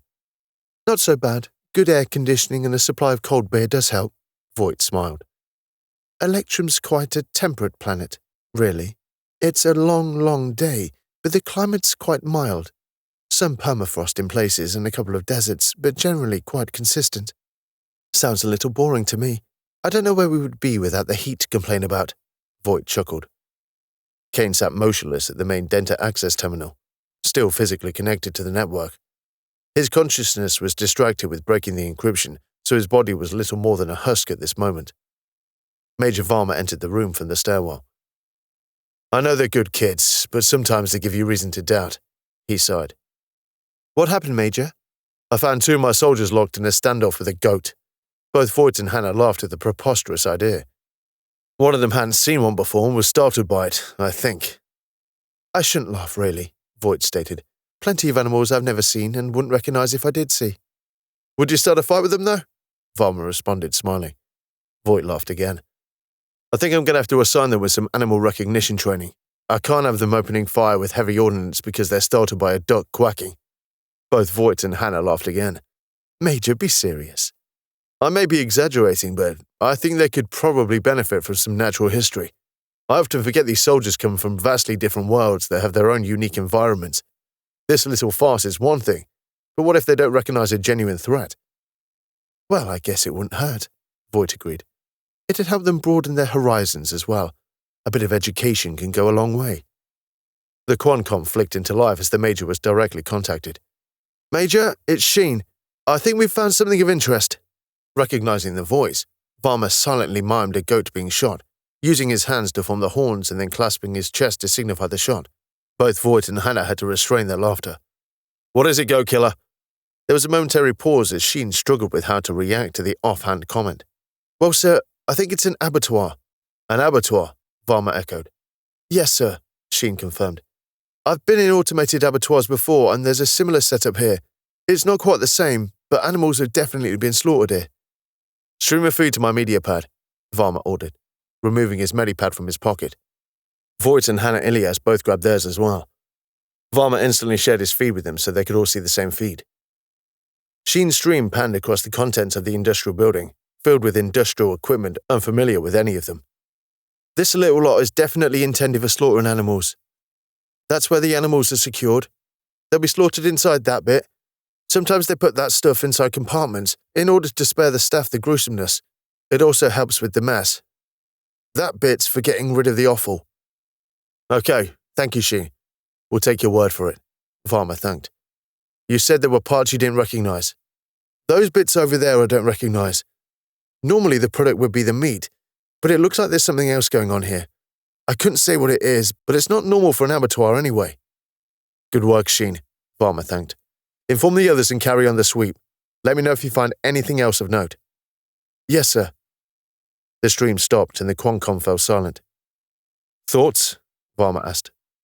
An abattoir is unexpected, at least, Voight considered. They may have used it to feed the colony, Hannah posited. Seems a little too industrial for a small colony, though, Voight reasoned. A small manual one I can understand, but this is an industrial process made for volume. It doesn't make sense, though, Hannah replied. If it was a farming colony, why the secrecy? If it was a farming colony, you have to ask the question, what were they farming to warrant the secrecy? That opens the doors to some grim possibilities. Quite, Voight punctuated. But let's not jump to any conclusions just yet. Sorry to interrupt, Kane suddenly spoke, moving for the first time in 9 hours. The sudden movement in their periphery vision startled Voight, Hannah, and Varma simultaneously. Kane. My apologies, Commander, but I have just succeeded in breaking the encryption on the network, Kane announced. The knowledge base is now accessible. Hannah? Sir, Hannah responded, already taking a seat at the terminal and picked up the armband sensor, attaching it to her wrist. She started making grandiose gestures to manipulate the on-screen environment, flicking through folders and indexes with practiced precision. If you want, Commander, I can scan through the files myself and see what I can find, Kane offered. Do it, Voight acceded. To some, it might have been considered duplicating effort, but there were specific advantages to either approach. An AI like Kane had some obvious advantages, speed being chief among them, but there were subtle advantages with a human searching the same files. These were very much in the fuzzy logic area where humans will refer to a subject indirectly or use unusual metaphors to describe something, or make links that made no sense outside of a specific context. AIs were still capable of this, but nowhere near as fast as humans. To find a specific file amongst millions, you needed an AI. To work out why all the files are named after birds, you need a human. Here's something interesting. Shipping manifests showing a large quantity of oil being transported off-planet to various locations. The oil appears to be called Naled. I recognize that noun. Stand by, Kane responded. Naled. Never heard of it. Voight shook her head. Where was it going? All over the Triskel Corporation. Looks like mainly shipyards, I think. Commander, it appears the word Naled refers to a species rather than being the name of the oil. It's a byproduct of a biological process in that species that was harvested in the abattoirs located here, Kane explained. So that explains what they're farming here. Unusual, but it doesn't explain the secrecy. It also appears that the oil is an exceptional lubricant, useful in extending the lifespan of pretty much any machine in need of lubrication, Kane added. This would have made it highly valuable, especially if this planet was the sole source. Perhaps Triskel was concerned it would become a target. Possibly. It still doesn't explain why we've never heard of this Naled oil, Hannah wondered. Or why we've never... What is it? Where are the Naled? Hannah realized. If they were the main reason for the colony, why aren't they roaming around here in abundance? Maybe they're migratory. Hannah has a point, Varma interjected. We've seen a few animals since we've been here, but nothing in any serious numbers. Denner mentioned a biomass beneath the surface. Could they be subterranean? Voight postulated. I think I've found something else, Hannah added. I was thinking about what a Naled could look like and searched for surveillance footage. I thought I'd start at the most recent and work backwards, but this file instantly caught my eye. It's one of the most recent and appears to have been downloaded from one of those ships on the airfield, but it's the name after the timestamp that raised my curiosity. Hannah made a gesture and threw the display onto the window, giving everyone a good view of what she could see. There was a file list, with one highlighted. Eyrians, Voight observed. What have they got to do with this? Play the file, Varma requested. Hannah complied. The footage seemed unremarkable at first, appearing to be an external camera on one of the shuttles. Any sound? There won't be on an external camera. The stream seemed to initiate with the activation of the shuttle and following its mission. Set it to skip every 30 seconds, Voight ordered. The footage became a slideshow as they sped through the more mundane moments, watching the craft descend into space at high speed. However, once in orbit, it became more curious. Standard speed. They could see the assembly of a small Triskel fleet in orbit, 2 battleships, 4 cruisers, and an assortment of frigates. Some of those classes were still in operation today, so they were instantly recognizable. Okay, why the fleet? The answer swiftly came into view as another ship came into view. This one was also familiar, but it was not a human craft. That's an Eyrian ship, Hannah confirmed. It was a little bigger than the human battleship, but it was much more intimidating. The very architecture of it was sinister and demonic, all twisted geometry and unnerving protuberances. It was also very dark, only really visible due to its lighting and some reflection of the star's light. The ship hung there momentarily as if addressing the fleet, and then opened fire.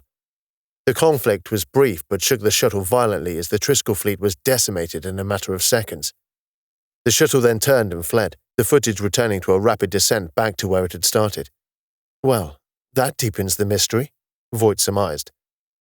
There's only a few files after that, so I presume they abandoned the planet in a pretty big hurry after that. Yeah, well, you don't want to piss off the Eyrians. But what were they doing here? It won't be a territorial claim. This is unclaimed space, and they simply don't do that sort of thing. You think it may be related to what was going on here? Varma questioned. Why would they get involved in a farming colony on the edge of human space? Voight reasoned. It just doesn't make any sense. Unless... What? I think something really heinous went down here, Voight pointed out, alarmed at her own theory. What's the main reason that Eyrians have gotten involved with humanity in any given encounter? Where we've come into conflict with other species, Varma responded. Not just any other species, Voight added. Hannah realized the implication. We need to reassess the situation, Varma decided. We need to determine if there is any immediate danger, where the Naled have gone, and if there is any Eyrian presence still here. I agree, Voight concurred, activating a Quancom. Voight Liberator, it appears that there was an engagement here between the Triskel Corporation and the Eyrians prior to the colony being evacuated. We have reason to believe it was linked to what appears to be the mass farming of a species referred to as the Naled. Understood, Commander, Denham Rick's voice echoed back. Are there any indications of current Eyrian or Naled activity? None are currently evident. However, that doesn't mean they aren't out there. We haven't picked up any text signatures, Eyrian or otherwise, just that of the Triskel colony. What about the subterranean biomass? It's unclear as to exactly what it is, but it's not generating any text signatures. Are there any concentrations near us? Yes, a few kilometers to the west and nearly a kilometer underground. There's nothing to indicate any kind of sapient presence, though. Any movement? Difficult to be sure through all that rock, but there does not appear to be any. Okay. Kane will relay the files that we've discovered. We will continue to go through them, but if you could get your analysts on the job as well, hopefully we should get some answers. Understood, Commander. I'll get right on it. Streaming the files to the Liberator now, Commander, Kane confirmed. Let us know as soon as you have anything, Doctor. Will do. Voight out. I'll keep digging through the surveillance footage to see what I can find, Hannah decided. Kane, once you finish streaming the files, see what you can dig up on either the Naled or the Eyrians. Yes, sir. Let's hope I'm wrong about this. Chapter 11. Captain Schaefer emerged from the elevator onto the command deck, more than a little irate. He literally had a single mouthful of the food he had prepared when Commander Voight had called him in. Always when I'm eating. This had been a pattern the whole of Schaefer's career. Fate, it seemed, wanted him hungry. What's the situation, Doctor? There appears to have been a military engagement between the Triskel Corporation and the Eyrians in the system, Captain. It may have been the reason this colony was abandoned. Something tells me that would have been a short battle, Schaefer observed. The Eyrians. Of all the alien cultures humanity had encountered since the Great Expansion, the Eyrians were the one species they feared the most. Not that they were particularly warlike or bloodthirsty in any way, but because they were so much more advanced than humanity was, and they were not shy in laying down the law as they saw it. The Eyrians had taken it upon themselves to act as a shepherd for the less advanced species, but it was not a kindly form of mentorship, but rather a stern disciplinarian role. It was the Eyrians who policed the void and kept the peace between civilizations. Despite this, their intervention wasn't guaranteed. It seemed they expected a certain level of conflict and only got involved once a certain line had been crossed. However, wherever that line lay, it was visible only to the Eyrians themselves. They certainly didn't seem so concerned with internal conflicts. They'd been aware of the corporation wars during the Great Expansion and hadn't intervened, and there were other species that also had their own internal conflicts, like that between the Kadir state and the Kadir Holy Empire. That line, it seemed, demarcated specially. "It was brief, that's for sure," Denham responded, replaying the stream from the shuttle that Kane had uploaded. "Seconds. That's all it took for a single Eyrian ship to decimate an entire Triskel fleet. Their firepower was simply astonishing, and always awesome. There was a saying in ancient military circles, Doctor. Shock and awe," Schaefer pointed out. "The Eyrians are the very definition of that statement." "Indeed. Should humanity ever find themselves in contention with the Eyrians, then the species was doomed. They were giants striding across the stars whilst humanity were the ants scurrying through their garden." "Do we know why the Eyrians attacked?" "No, sir. Commander Voight intimated that it may be down to the Triskel Corporation farming a species known as the Naled." "The Naled?" Schaefer queried. "Not a species I'm familiar with." "Nor am I. It doesn't appear to be among the Xenobiological Index, but there's still so much out there we haven't encountered yet." "This was all 40 Triskelion years ago?" "It seems to have occurred a few years before the end of the Triskel Corporation as an entity, Captain," Denham indicated. "I would have been a child when this happened. Yet we never heard of it, and the Eyrians never pushed the issue." "Not that we know of." Schaefer now understood the secrecy. Firstly, Villa Triskel would have quashed any news of a defeat he had suffered, but there would also have been panic if the public knew the Eyrians had been the cause of this defeat. "But the commander seems to think this is linked to the farming of a species on the planet. Why?" "She didn't elaborate, Captain," Denham recalled. "But there must be a reason that this engagement happened in this system in particular, and the colony would be the first thought. It's just the why of it." Schaefer pondered this. Humanity didn't have much communication with the Eyrians, and only the most brazen of suicidal thoughts would have relished antagonizing them. Most of the contact they did have was receiving their warnings whenever they transgressed that invisible line. But there was a commonality. A significant contingent of them had been either defining limits on human expansionism or concerning aggression against other intelligent species. This didn't appear to be an issue of expansion, as the system was not any other civilization's territory, so that just left the other option. "I think you understand her line of reasoning," Schaefer announced. "Sir? When in our history have we ever incurred the ire of the Eyrians?" "The last warning we know of would have been when the Teal Corporation made an incursion into Colomine space." "Before then?" "There was the colonization of the Thera cluster. Too many contested systems were being occupied." "And before then?" "That would have been the Third Jujinkai War." "And what do they have in common?" "They are all incidents where we have come into contention with other species.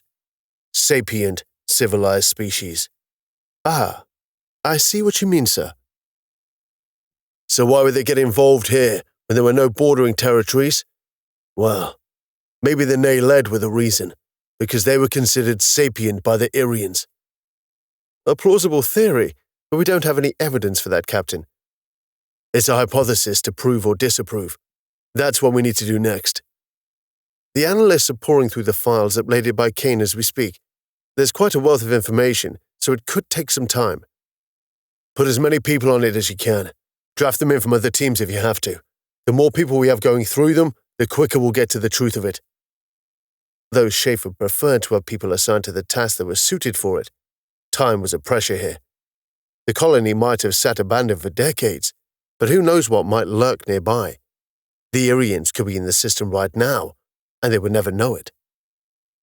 The highest priority for now, Schaefer thought, was to avoid any possible confrontation with the Eyrians. A good military leader knew when the force they had at their disposal was outclassed, and even the smallest Eyrian ship outclassed the Republic's latest and most advanced flagship. The team on the ground was second priority. It was harsh, but Schaefer had to prioritize the safety of the crew on the ship over a small team on the ground. That said, it would be prudent to afford them some cover. "Schaefer to Sokolov. I want a flight of Revenants prepped and ready to go in case Commander Voight's team needs support." "Acknowledged, Captain. I'm returning to the Liberator to take command of the flight. Brennan, you're Spectre flight commander now." The Spectres were versatile fighters, but they were space superiority fighters, and not well suited to atmospheric conditions as they lacked the required aerodynamics. Revenants had the ability to fly in a wide range of atmospheres, but they were lacking agility in space. Schaefer hoped they wouldn't be needed, but he'd rather cover all the bases and ensure they were ready, should the worst happen. This does explain why the Triskel Corporation never pushed further in this direction, Schaefer mused. None of us knew it, but they pushed the luck of the Eyrians, and they reminded them they were not to be trifled with. Probably a good job that the Republic never decided to expand in this direction either, Denham added. Too much to do within our own borders over the last 4 decades. There was a bit of truth to this. Since the emergence of the Republic, they had been beset by pressures from every direction. The largest were their infrastructure changes and the constant skirmishes with the remaining corporations, all of whom were all too keen to gobble up the Republic's territory. Much of their early days was spent fending off incursions from the corporation. They assumed the Republic to be weak and easy pickings, but they had underestimated the fledgling Republic's conviction, and they survived those early offenses.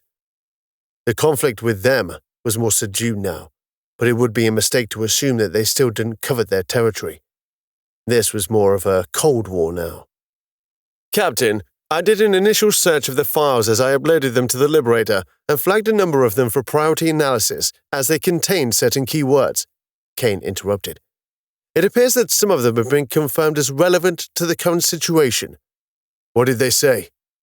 There are a series of streams conducted by Dr. Klunis regarding Naled physiology. It may be more informative if I just show them. Before you do so, Kane, let me inform the commander. Of course, sir. Schaefer to Voight. Yes, sir. Kane has a number of streams that the analysts have indicated as being of interest. We're about to go through them. I suggest you do the same. Will do, sir. No time like the present, Kane. Chapter 12. Locating the files flagged by the analysts, Hannah explained. They're from quite some time back. Looks like not long after the colony was first founded. How far back? About 50, 60 Triskel years. Let's start with the earliest entry. Hannah selected the appropriate file and cast it onto the window. The file marker appeared emblazoned with the title, Naled Physiology, and a timestamp. Several names were shown as attending. The first of these was a Dr. Liza Klunis. The titular doctor was the first image in the stream as she addressed the camera. Director Trainer sent my team to this distant rock with the express purpose of analyzing Naled physiology and determining whether there is anything further we can obtain from them. As you are aware, Naled oil is an exceptional lubricant and is of immeasurable value to the corporation. You are also aware that it only makes up around 2% of the creature's mass, and despite the value of that oil, it has been deemed that disposing of 98% of the biomass is a waste. Now there's a true corporate sentiment for you, Hannah scathingly commented. The purpose of this analysis is to determine what value we can extract from this 98%. We know that the Naled are a born-based life form, and we are using that as a starting point for potential applications, which could be utilized in medical treatments, advanced glassware, and for the use of the regulation of nuclear reactions. However, the species morphology is interesting, to say the least. The doctor pressed a few buttons on an unseen touchpad, and a graphical rendering of a Naled appeared on the screen. The first impression it made on Voight was how much it resembled something like a crustacean, in a loose sense. There was definitely an insectoid aesthetic to the shape of it, chitinous and angular. The legs were long and spindly, jutting out of the body and arcing over a large surface area. The body was broad, flat, and elongated with an orange and black color scheme.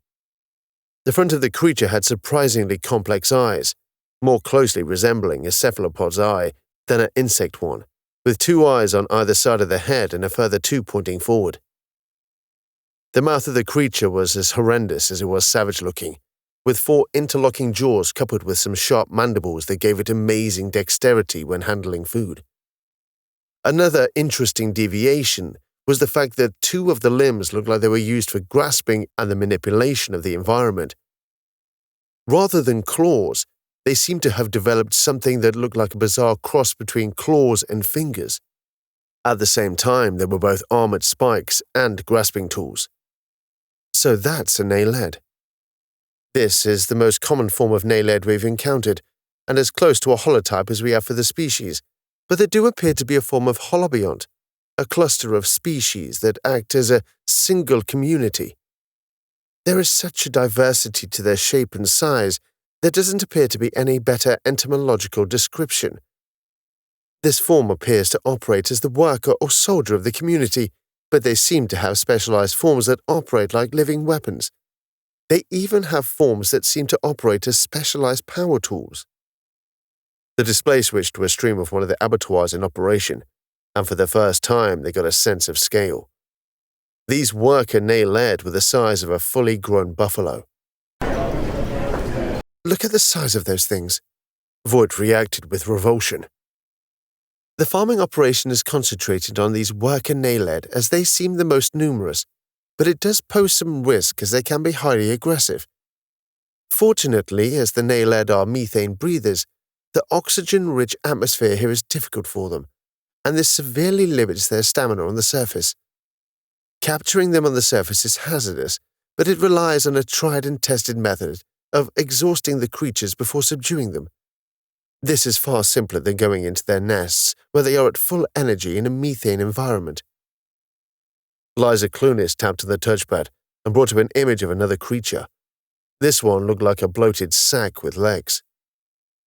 I did wonder how they managed to forage above ground outside of their normal environment, but it does appear that they have two evolutionary advantages.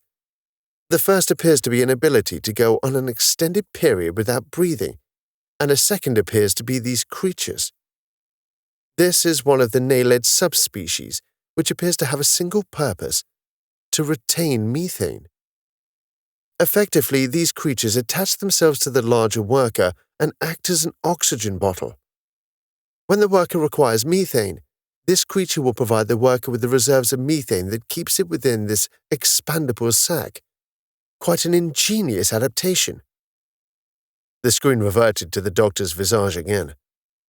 Of course, this does raise questions as to their intelligence, but this is an evolutionary response, so it just gives the appearance of intelligent behavior rather than actually being intelligent. Still, this does illustrate the flexibility of the Naled species. Personally, I can't wait to find out more about their physiology and biochemistry and what makes them so malleable.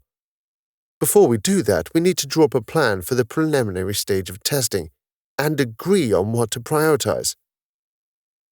There was a brief pause whilst the doctor considered what to say next. We intend to build upon the original study on Naled biochemistry that identified the potential usefulness of Naled oil in the first place. But that study was hardly exhaustive, and we do have a lot of ground to cover. Nonetheless, the team is keen to press on. Rather abruptly, the stream finished there. No closing remarks or signing off message. Well, that gives us an indication of what we might be up against, Voight pointed out. What's next? Next file is from a few days later. There doesn't appear to be anything in between, but maybe there's still some in the queue to be assessed. Play it, Hannah. Complying, Hannah cast it to the main screen, and a familiar file marker appeared. This was very similar to the original, but instead of opening on a composed individual, this version of Dr. Liza Klunis was markedly more emotional. She was wearing a face mask and was in what looked like a stable of some description. So something happened today. Something that made me reassess everything we are doing here. I can tell you what happened, but it might be more impactful if I just showed you. The doctor turned around and walked towards a pen in which a frantic Naled paced around, testing the perimeter fences for weaknesses. Every time it did so, it got a shock for its trouble. The doctor held up a gun for the hovering camera to clearly see. As you can see, this is a standard assault rifle. She tossed the weapon into the pen, where it clattered to the ground unceremoniously. Intrigued by the noise, the Naled turned its attention to the new object. It moved over to it, studied it for a few seconds, then picked the weapon off the ground. Without a second thought, it spun the weapon around in its clawed hands and pointed the weapon at the humans gathered around the pen. The Naled pulled the trigger and then seemed annoyed when it didn't behave as expected, and discarded it. Hell of a way to prove intelligence, isn't it? The doctor announced.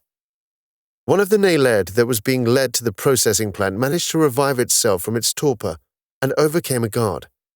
It wrestled the gun from him and then tried to escape. It was put down, but not before killing another 2 guards. The doctor was obviously upset by this revelation, and her eyes were welling up with tears. I placed a priority communication with Director Traynor to explain this development, and it was made entirely clear that I should consider this behavior mimicry by a lower life form. It was also made abundantly clear that I should consider my reputation within the scientific community. The doctor wiped her eye and continued. This is not mimicry. To recognize this device for what it is and what it can do, that takes intelligence. It has to appreciate what trajectory is and where the projectiles will go. That requires higher reasoning skills. If you point in a direction of a lower life form, it will look at your finger. It will not think to look in the direction you are pointing. Likewise, it would not understand how a projectile would travel upon a set course. The Naled also knew how to operate the device. It hasn't seen anyone fire one, but it instinctively knew that the trigger activated it. Again, this takes advanced problem-solving and understanding of context, and it did that in a matter of seconds. Now a bit more visibly distraught, she yelled at the camera again. You knew the Naled were intelligent all along, didn't you? She raged. And you carried on with the slaughter because the damn oil was worth so much to you. To Voight, the pieces were starting to fall into place. This was certainly the reason for the Eyrian intervention, and it was a damn good reason why the whole affair was hastily buried. I don't know why I'm even recording this. It will be viewed, filed, and ignored. I've been made an accessory to atrocity, and the fact will not even be noticed. And what can I do? If I refuse to comply, I will be discredited, or worse. The discreditation I could stomach, but we all know what happens to those who threaten the status quo of the state. Hell, I might be worried about this stream if I wasn't so convinced it would be totally ignored and buried in the deepest dungeons the bureaucracy could manage. The doctor composed herself, settling down into a chair with resignation. And so, I'm stuck. I cannot back out of this without putting myself at serious risk. All I can do is to refuse to experiment on live Naled. That is one line I cannot cross. Not now. Again, the doctor signed off without notification. Looks like you were right, Commander, Hannah acknowledged. Every time we investigate something from the corporation days, we always find some fresh hell. Voight shook her head. Any other logs? There's a couple more that have been flagged. Put them on screen. The next one was loaded, again showing the familiar title graphic. The doctor appeared again, only this time she was more controlled. Found out something new today. We've been struggling to reconcile the Naled biochemistry with this planet since we got here.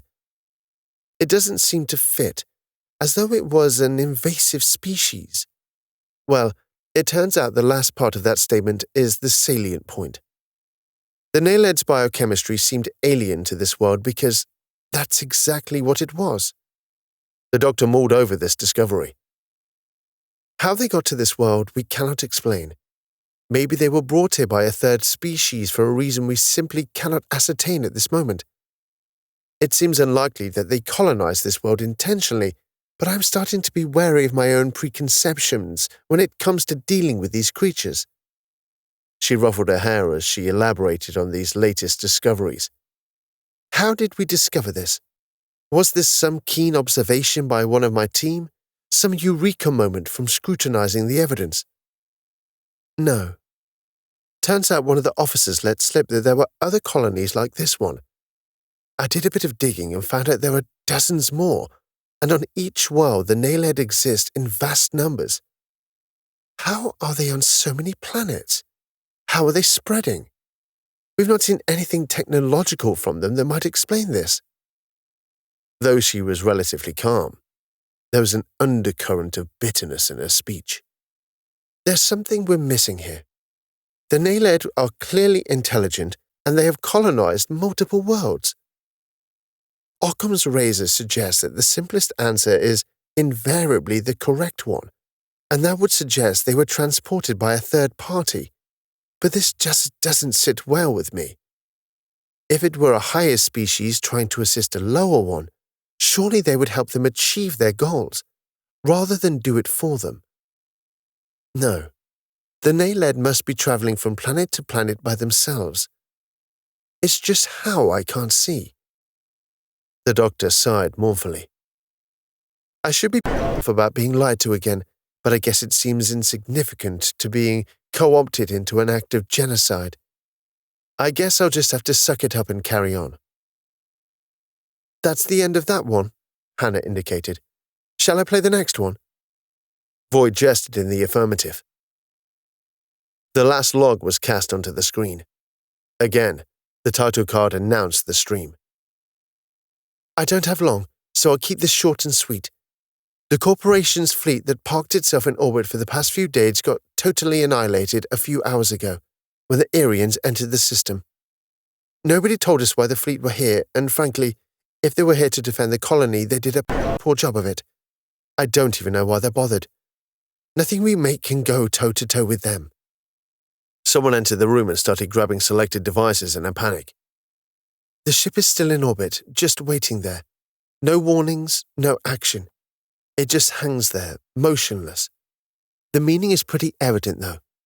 They want us gone, and they're giving us a chance to leave on our own accord.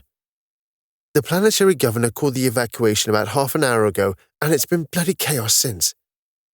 Despite the activity going on around her, the doctor remained stoic. We've been here a short time, but I won't be sorry to see the back of it. This opportunity has destroyed me and ruined any idea I had about having lofty principles. No, I'm more than happy to leave prematurely, but I do fear for the future and for my team. Who knows how the corporation is going to react to this? I think we're either way. Stay here and we face the Naled and the Eyrians, return to Triskel's space, and we must face an uncertain future. Perhaps it's no less than I deserve for getting involved in this whole... But it's a bitter end. There was a certain resignation to her words that hinted towards what she expected to happen.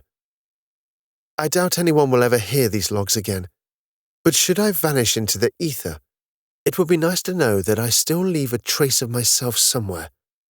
Documentation of my existence abandoned on an alien planet teeming with intelligent life that might not ever forgive us for what we have done here. Not exactly a legacy anyone would want, but it's something to show I once existed. The stream finished on that dour thought. Kane, do we have any evidence of a Dr. Liza Klunis in Republic records at all? Voight asked. Give me one moment, Commander. It will take me a little while to search the database. The thing that concerns me, Commander, is the mention of dozens of other colonies, Hannah observed. This isn't the only one, just the first one we found. Seems Triskel were doing this on a massive scale. Commander, there is no trace of a Dr. Liza Klunis in the Republic or even in the Triskel Corporation. It seems she has been expunged from history, Kane answered. This doesn't necessarily mean she is dead, just that she does not exist officially. I think we can be fairly safe she was among the disappeared, Voight assumed. During the reign of Triskel, so many people had simply disappeared they couldn't be counted. No documentation, no trace. How do you count that which leaves no evidence of it ever existing? Voight's own maternal grandparents disappeared. It was the primary reason her mother fought in the revolution that saw the end of that regime. So we now know that the Triskel Corporation abandoned the planet under duress. Presumably there were still plenty of Naled here when they did so they must still be here, Voight reasoned. We now know they are methane breathers, and being in this environment is difficult for them, which may explain why we haven't seen one yet. We know there are large biomasses underground, and given what we've just seen, I would put money on that biomass being where they are right now. They may be aware of our presence, Varma interjected. If they are intelligent, Then they may well be watching us from a distance. This is good in some respects, as it means they are assessing us. It gives us time to weigh up our options. What do you suggest, Major? Withdrawal. We've extracted the data we need from the closed network. It may be safer to return to the Liberator and analyze the data before we do anything else down here. If we are in the territory of an intelligent hostile species, it represents too high a risk to remain here. Sounds like a smart move, Voight agreed. Okay, Major. Recall your people. It may be wise to try and do this slowly, Commander, Varma added. If the Naled are watching us and they get wind that we're leaving, it may trigger a reaction. Good idea. I'll recall them team by team. The outliers first of all. Try and make it seem more natural and less like an emergency move. Good. Hannah, can I have a quick word? Varma moved towards the window to see if he could spot the teams whilst Voight and Hannah moved to the opposite side of the control room. Have you sensed anything that might be the Naled? Voight asked. It's difficult to say, Commander. There's definitely plenty of activity out there, but it's unintelligible. I'd assumed it was just the animal life, but it could be the Naled, Hannah explained. If they are a true alien intelligence, their thoughts may be unrecognizable. It's down to a frame of reference again. If you don't have that, it can be difficult to interpret other species' thoughts. With some effort, I can interpret Maquis thoughts, as there are some commonalities with the way we think, but the Jiangxi are completely uninterpretable. The Naled may well fall into the latter camp. So you can't discern them from the wildlife? Not so far. It bears some of the traits of intelligence, but it's not proof of intelligence. Hannah elucidated. It just doesn't stand out enough for me to recognize it as the thoughts of a sapient creature. Okay. Well, let me know if anything changes. Yes, sir. Voight had to admit she was a little disappointed at Hannah's explanation, but she accepted it. She was aware of the concept of some intelligent species being impossible for telepaths to read, so it wasn't a new idea to her. Voight to Liberator. Call sign Orchid. Respond. Response Lemon. You think the Naled are listening to our communications? Probably not, Hannah, but why take chances? Major Varma returned with an update. Mehmet and Hoover on the way back. When they get here, I'll call in Messier and Goldblatt, he explained. Hopefully it will look more like a rest period than anything else. Kane, how secure is your telemetry? It's very secure, Commander, but I can codify a response from this body to the ship in much of the same way you just did. Good. Can you relay to the captain my intentions? Voight requested. I dare say he will work it out from the call sign, but you can fill in some of the details. Of course, Commander. Doing so now. Chapter 13. Captain Schaefer was just starting to watch the final stream when the call sign came in. Captain, Commander Voight has indicated her intent to evacuate the planet using the Orchid call sign. Thank you, Lieutenant, Schaefer acknowledged. What's happened? Denham inquired. They're not under attack, Schaefer explained. The commander's probably being cautious. That said, let's not be complacent. Is Flight Commander Sokolov ready to go? He's in beta hangar at the moment. Systems state the revenants are being prepped, but not yet ready. Okay, let me know when they are. Captain, if I may interrupt. What is it, Kane? Schaefer asked. What's going on down there? The commander wants to return to the ship so that we can analyze the situation before we proceed any further on the surface. The Major is working under the assumption that they are being watched by the Naled, so they feel it is better to withdraw until they know more. Do they know for sure? No, sir. Commander Voight is just playing it safe. That makes sense, Schaefer responded. Thank you, Kane. Schaefer couldn't really fault the commander's decision-making. He would do the same in the circumstances. Given what he had just seen on Dr. Liza Klunis' stream, the Naled were definitely smart enough to understand the concept of firearms, so it was safe to assume they understood at least some form of military action. Caution was invaluable when dealing with any form of sapient alien life. Animals tended to follow similar imperatives to all other animals, and survival was always the strongest imperative. Intelligent life, however, could act very unpredictably. You could find yourself the subject of affection, or have a religious decree placed upon you, or just be plain despised for having 2 legs. Intelligence always brought with it a level of craziness. What do you think, Doctor? Sir? About the Naled. You think they're capable of strategy? We simply don't have enough data, Captain, Denham shrugged. The Naled in the stream certainly possessed a high level of intelligence, but it doesn't necessarily need to strategic thinking. There are many animals with a high level of intelligence that never progressed to civilization. How many of them have you seen wield a gun, Doctor?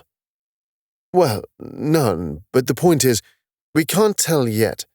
It's sensible to assume that they can in the absence of fact, but we can't state categorically until we know more. Schaefer hadn't known Denham for very long, but he could sense he was a very literal person. There's a lot we don't know about this whole damn scenario, Schaefer cursed. We know next to nothing about these Naled. We have no idea how many of these hidden colonies there are out there, and we don't know the extent of the Eyrians' involvement. Better the commander and her team return to the ship until we get a better idea of what Naled presence is down there. No need to risk lives when we can deploy drones. Schaefer considered whether they should have sent drones down in the first place, but then this situation wasn't what they had anticipated. They'd expected a deserted installation, but not 2 potentially hostile presences. What have the analysts dug up? Do we have anything that might shed light on anything after the Eyrian incursion? The analysts are working through the files, flagging each of them with a priority level for further analysis, but there's so many files to get through, it'll take time to piece together. Too many unknowns, Schaefer grumbled. What are your recommendations, Doctor? I'd agree that drone deployment is probably the most pragmatic approach to this situation. After that, I think it depends on whether we confirm the presence of these Naled either on or beneath the surface. If they are present, it may be worth establishing some surveillance arrays to monitor them. No attempt at contact? I don't think so. Believe me, I am curious to find out more about them, but we have to be practical about this. We have no idea how they will react to our presence, especially considering what we have witnessed on these streams. Better to observe them from afar and build upon knowledge before we attempt any form of communication. I think you're right, Doctor. If they are as intelligent as we suspect, they may well bear a grudge against us. Captain, Doctor, sorry to interrupt, but it looks like something is happening down there. What is it, Lieutenant? There's some activity with the biomass located near where Commander Voight's team are. Denham started tapping on his terminal touchpad, bringing up a scan of the area. What's going on, Doctor? It appears that some of the biomass has started moving. Given the size, if they are Naled, it's a significant amount of them. Any idea how many? We cannot detect how many individuals, but it is a large mass.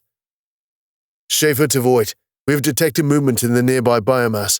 You might want to step up your plans. Acknowledged, sir. Kane, any change down there? We're still awaiting the return of 2 of the teams. Tell them to get a move on, Schaefer ordered. I don't like the look of this. Chapter 14. Looks like we've been found out, Voight commented. Major Varma had it right. Their movement to return back to the landing site had triggered a response. Who's not back yet? She inquired. Heinzer, Sheen, Dawkins, and Mayhew, Varma responded. No point being subtle now, Voight indicated. Singh, get the must warmed up. All units, hoof it! Varma bawled into the quancom. Hoofing it, sir, came the response. Voight moved to the window overlooking the airstrip. She could see the must lighting up in preparation. Out of the corner of her eye, she detected movement. From behind a building, 2 Naled suddenly emerged, galloping towards the must with astonishing pace. Singh, Archer, incoming, she yelled into the quancom. Before she even finished the statement, the Naled were upon the transport. One crawled upon the top of the vehicle and mangled the gun emplacement, damaging it just enough to render it inoperable. Achieving this purpose, it clambered back down and took up a position by the craft. Where the did they come from? She bellowed. Kane, Varma, and Hannah all joined her at the window, along with the returned soldiers. They took out the gun, Varma observed. They're not attacking either, Hannah exclaimed, noting how they had taken up positions by the craft, but not actively moving against it now the guns were gone. They're just to stop us leaving, Varma explained. They want to keep us here. I guess that resolves the question of their intelligence.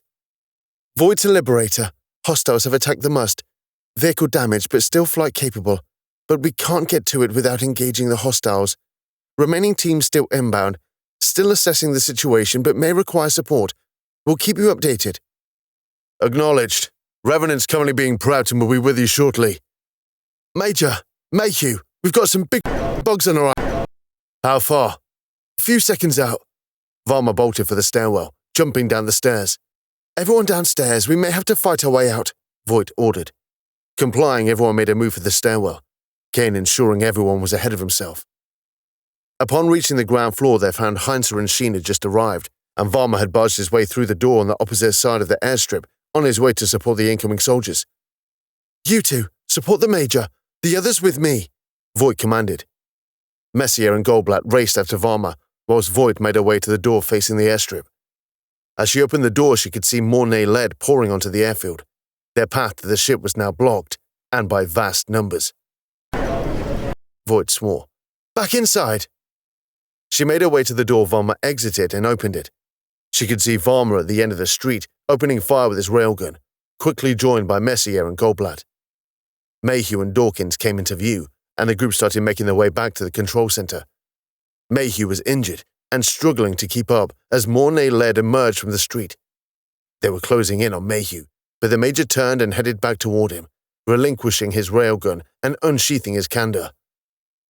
As one Naled grabbed Mayhew, Varma leaped in with his candor raised, striking down and severing the limb, freeing Mayhew. Another stroke saw him Another bore down on him and he swung again. The second Naled saw the threat and recoiled, barely avoiding the blade. It lashed out with one of its legs, but Varma noticed it and reacted quickly enough to sever that limb as well. Mayhew now had momentum, and he was nearly at the control center. Seeing this, Varma started running back, sprinting like a man possessed. Naled in close pursuit. The soldiers were blasting away with their railguns, laying down suppressing fire, taking out anything that got too close to the Major. Inside, Varma yelled. Everyone complied, holding the door until Varma came flying in, then slamming it shut. Surprisingly, the Naled did not slam into the door behind him. Voight looked out carefully. The Naled had stopped several meters away. They've stopped, Voight explained. Where are they that side? They're a few meters away from the building, Heinzer summarized. Mayhew grabbed the winded Varma and kissed him on the forehead. Major, I love you, he expressed gratefully. I still have my candor, Varma warned through heavy breaths. Voight and Liberator, we're surrounded by hostiles, possibly thousands of them. Where's those revenants? They're in flight and on their way. Is everyone all right? Varma asked. One of them slashed at Mayhew, but I don't think it's too bad. You're in quarantine when we get back, Varma decided. What are they doing? Voight asked. They're waiting for something, Hannah responded quietly. Can you sense them now? Only vaguely. It's still the same jumble, but with so many in close proximity, I can pick up on a few things. Like what? Like the hate. They hate us with a ferocity that's hard not to pick up on. Fantastic, Voight moaned. Still, if they hate us so much, why have they stopped? Humans. The voice came from outside, and it caused the group to suddenly freeze. It was a rasping, wheezing voice that sounded like it came straight from the tomb. It was plain that the voice didn't belong to any creed of human. Tell me that wasn't them, Heinzer panicked. They can speak Caladian, Mayhew added, referring to the predominant language of the Republic. It appears so, Voight responded. Humans, come and speak. If they hate us so much, why aren't they attacking? Voight questioned rhetorically. Why do they want to speak? They want intelligence, simple as that, Varma reasoned. We shouldn't expect any mercy afterwards, though. We have to speak to them. If we don't, they will probably attack and kill us, Voight judged. They may do anyway, but if we can buy some time, the Revenants might get here before they decide not to wait any longer. I will go, Kane volunteered. I'm the most expendable among us and can afford to lose this body. It is appreciated, Kane, but it has to be me, Voight countermanded. If they realize you are a machine proxy, they may react badly. I will accompany you then, Kane adapted. You may require my assistance. Voight nodded. Kane's presence would be useful. I'll stay on the door in case you need help, Varma offered. Just make sure you open it if I start running. Varma flashed a weak smile at her, appreciating some levity in this dire situation. Humans, last chance. Steeling herself, Voight opened the door and stepped outside, Kane following her. Humans. The voice came again, this time sounding almost satisfied.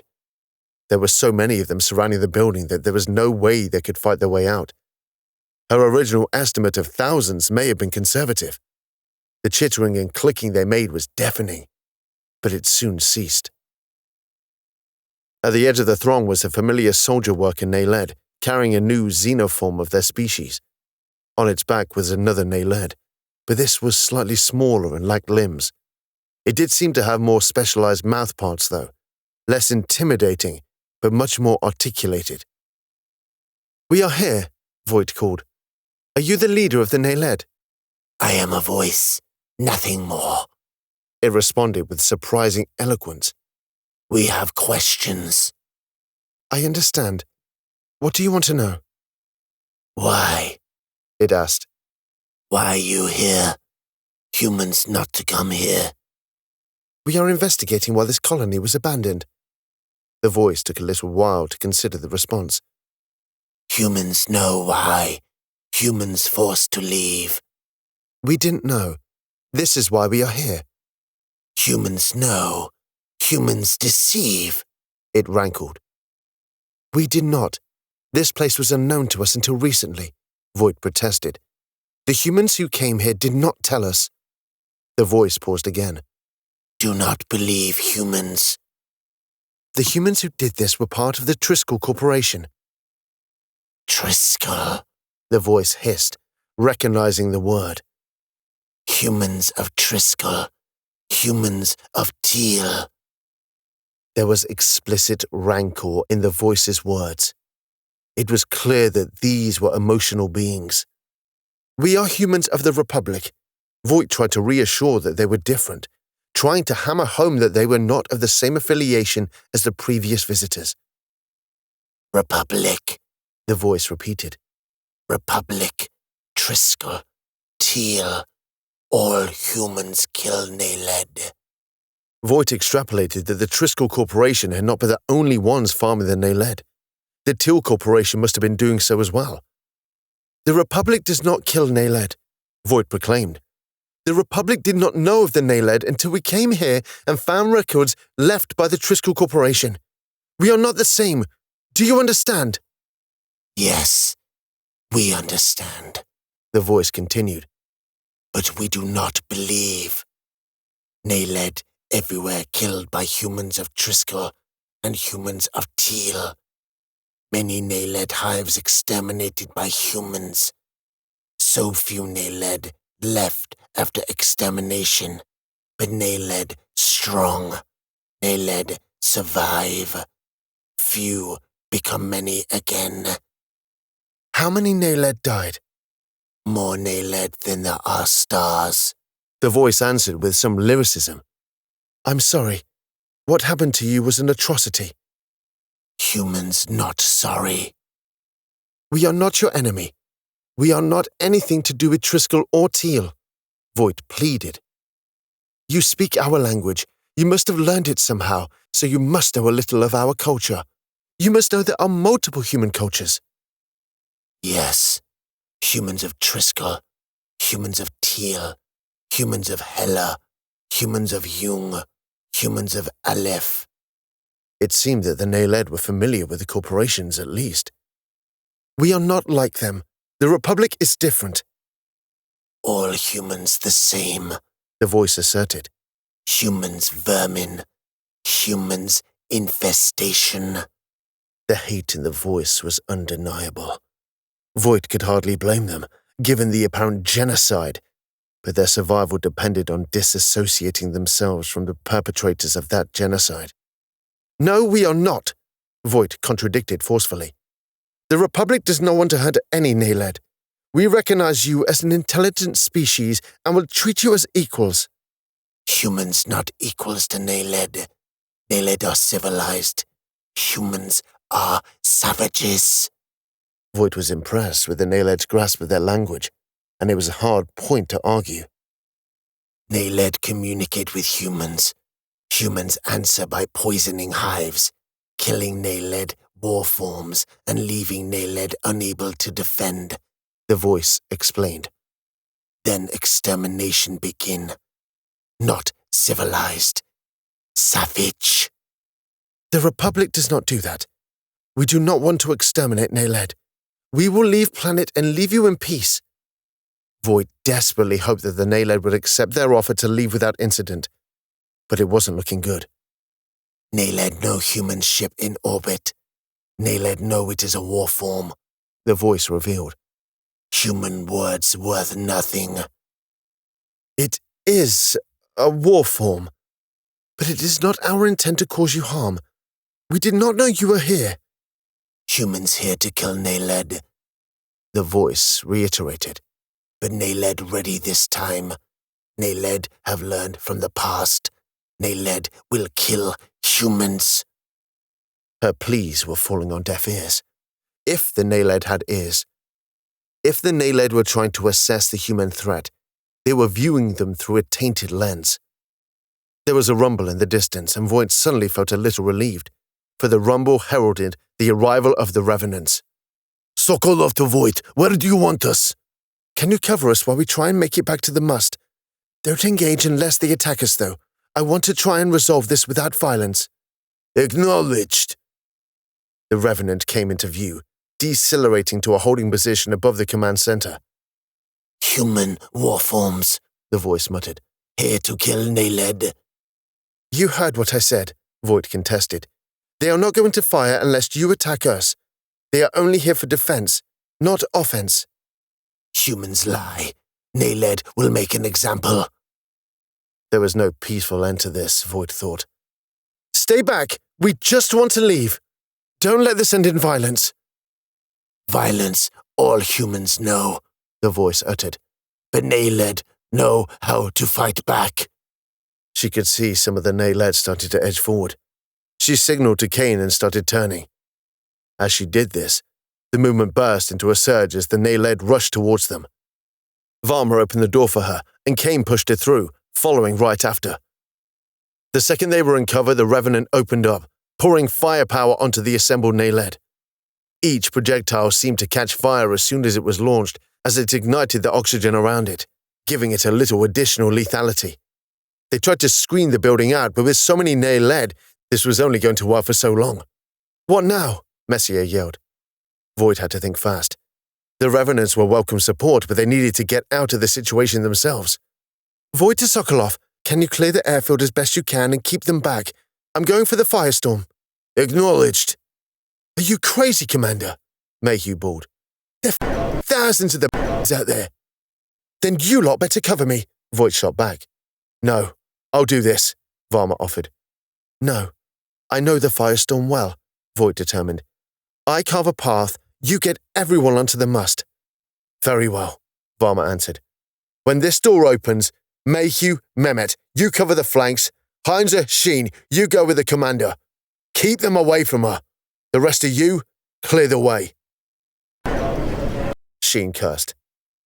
Thunder rained down outside as two of the Revenants poured fire down between the building and the must. They couldn't lay down fire too close to either the building or the transport, but they could thin the numbers out at least. Even so, they could hear the upper levels being shredded as some of the bullets got too close. Voight to Sokolov, we're coming out. Move the fire away from our path. Acknowledged. Through the window in the door, they could see the Revenants move to either side, laying down a curtain either side. Ready? Open it.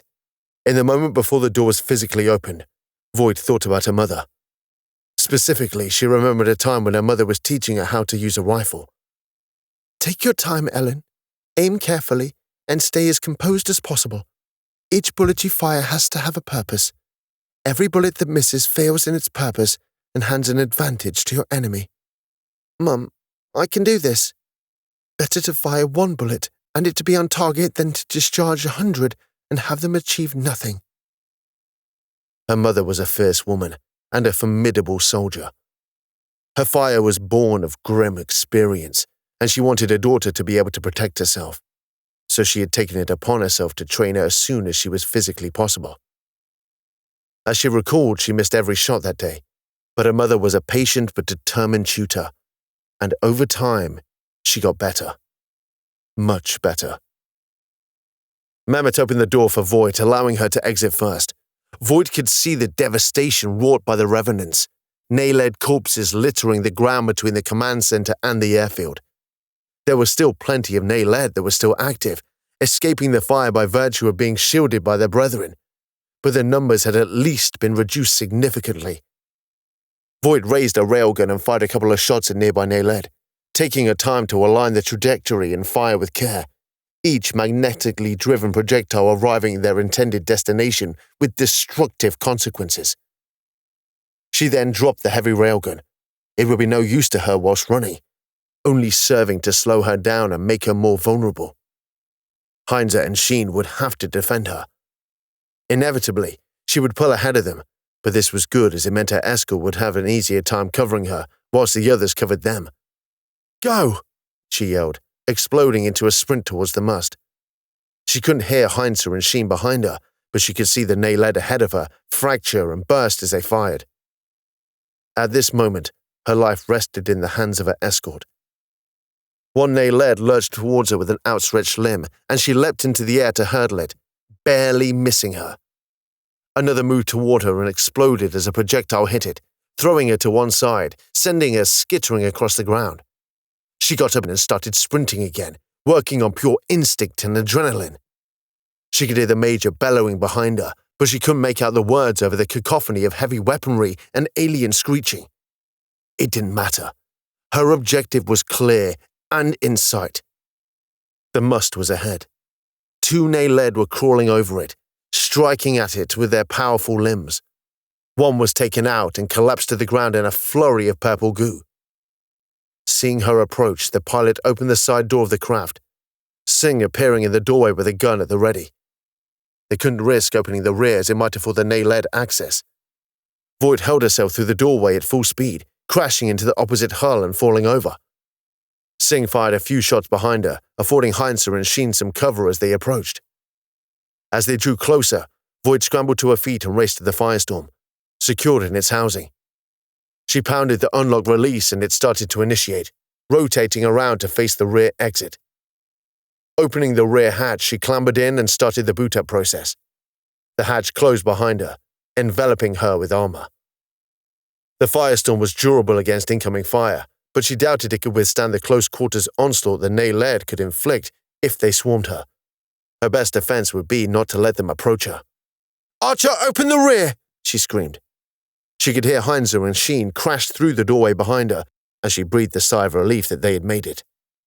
The rear exit opened and she took a step through. The Firestorm started to unfold once it was outside the ship, quickly entering its assault configuration. With her arms inside the mech's arms, she tapped a few buttons on the hand controls, bringing the guns online. Some of the Naled had noticed the mech and were now approaching it. A few were taken out by Varma and his soldiers, but there was still plenty heading towards her. "Sorry, Mum, but this thing wasn't built for finesse," she whispered to herself. The barrels mounted on the forearm started to spin, and Voight depressed the trigger. The Firestorm was built for one thing, and one thing only: overwhelming firepower.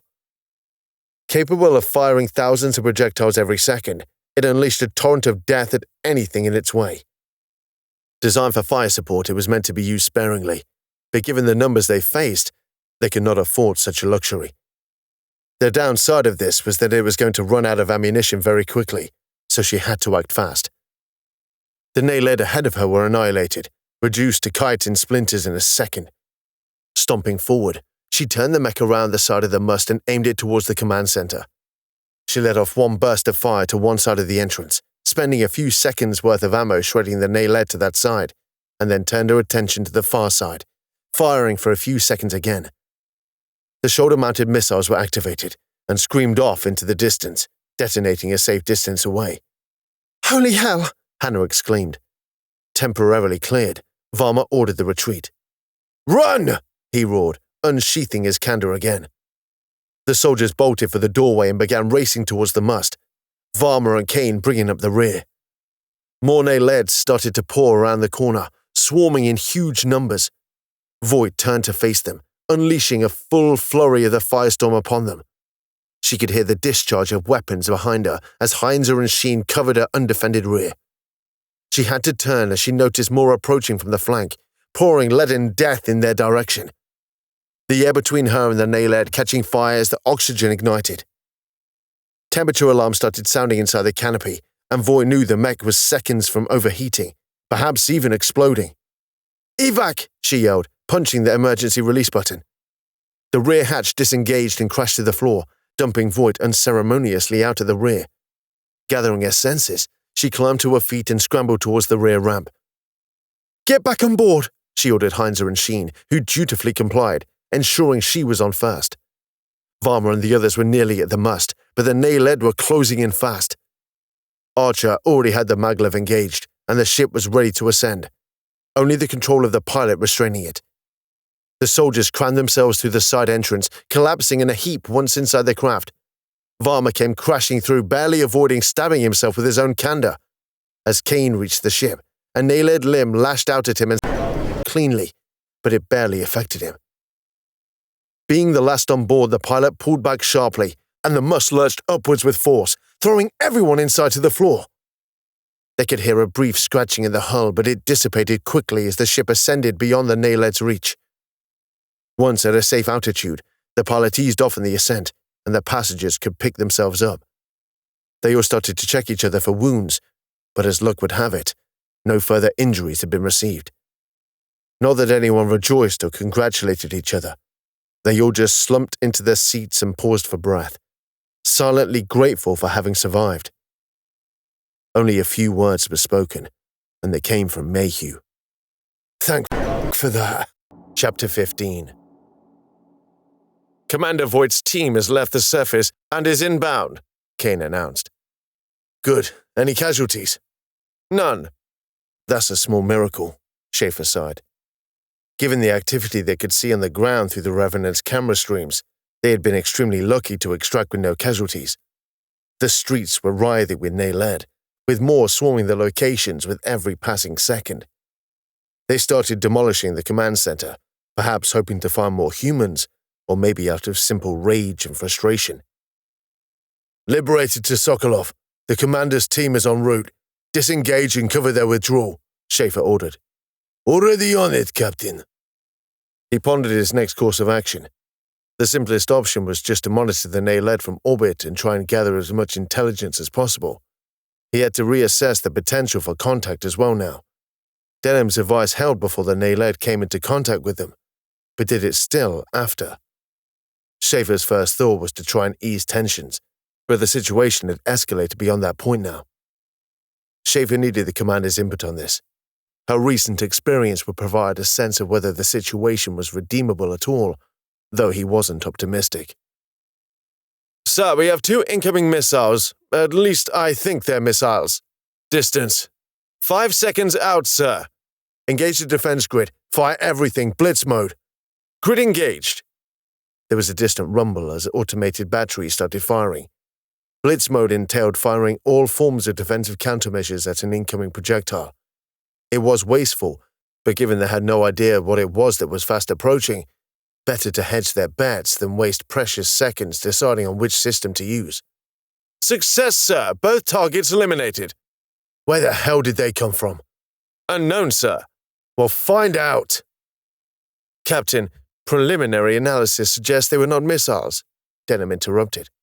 "What were they then?" "Looks like a solid projectile, more like a harpoon than a missile." "Harpoon?"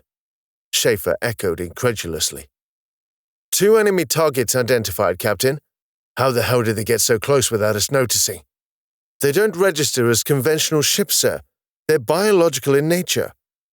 "Some xenospecies use bioships. Why didn't we recognize these?"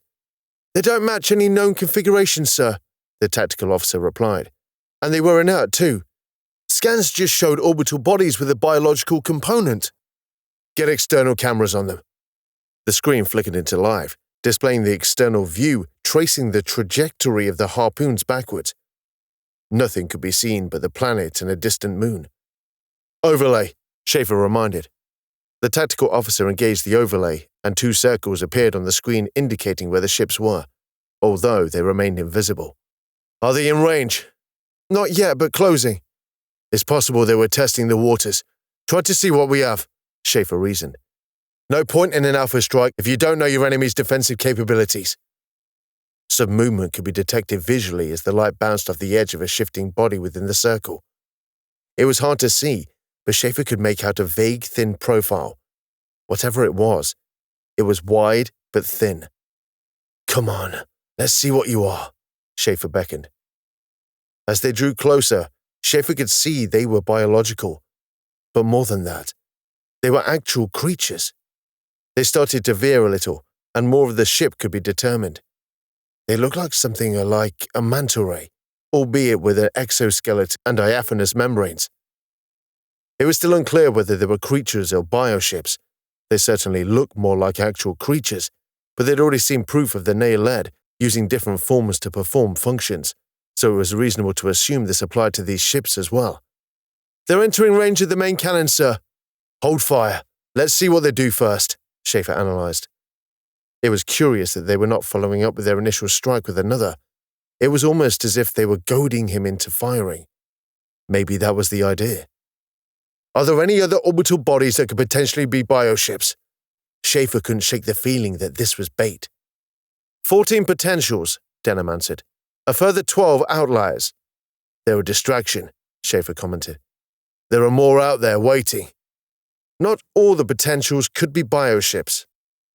There only has to be one more out there to spring a trap, Schaefer remarked. Where's our inbound ships? They're 20 seconds out. As soon as they're on board, hard turn the Liberator and prepare for immediate slide to the jump gate. Inform Commander Voight and Flight Commander Sokolov of our intentions. Code only. No open comms. Kane, prepare for the slide. Acknowledged, Captain. We're withdrawing. Only a fool takes a fight knowing there's an ambush coming, Schaefer contended. The ships continued on their course, approaching with an eccentric angle, but still not firing. They were close enough now that they could see them in greater detail. Their form managed to provoke an equal amount of awe and revulsion. Majestic in one way, but also hitting that primal disgust button humans possessed for all things invertebrate. There was a tense period, each second passing with deepening anticipation. This was the worst moment, Schaefer thought to himself, the moment where they were just waiting for the worst to happen. All inbound ships have returned and in the hangars. Kane, initiate hard turn. Alarm started ringing as the maneuver was initiated. The sudden shift in inertia was going to cause a few problems across the ship, and there would likely be unforeseen injuries as the crew were sent sprawling, but it was necessary. Any delay in withdrawal would give any ambushers vital time in attacking them. Retracting swarm shield. Being a physical object, or rather a swarm of tiny physical objects that could coalesce, the swarm shield had to be retracted before the slide. This left them with a time period where they had solely their armor to rely on, and therefore left them more vulnerable. This meant the transition between the defensive deployment and the slide had to be as minimal as possible. Sir, multiple enemy targets detected, at least 12 of them. They know we're leaving. No point in stealth now, Schaefer observed. Fire at will, suppression protocol. Suppression was the key here. The intent was not to destroy any of the Naled ships, just to prevent them from firing.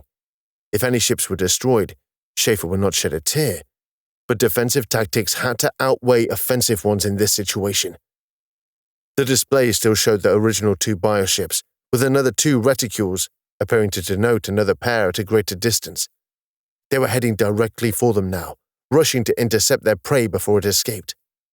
Harpoons detected inbound. Fire all countermeasures. Put up a wall between us and them, Schaefer barked. Doctor, what kind of damage are we looking at here? Unknown, sir, but these harpoons don't need warheads to cause significant damage. At a high enough velocity, their mass will be enough. They put everything we have into stopping them, Schaefer responded. Kane, still a few seconds before we can initiate slide, Captain.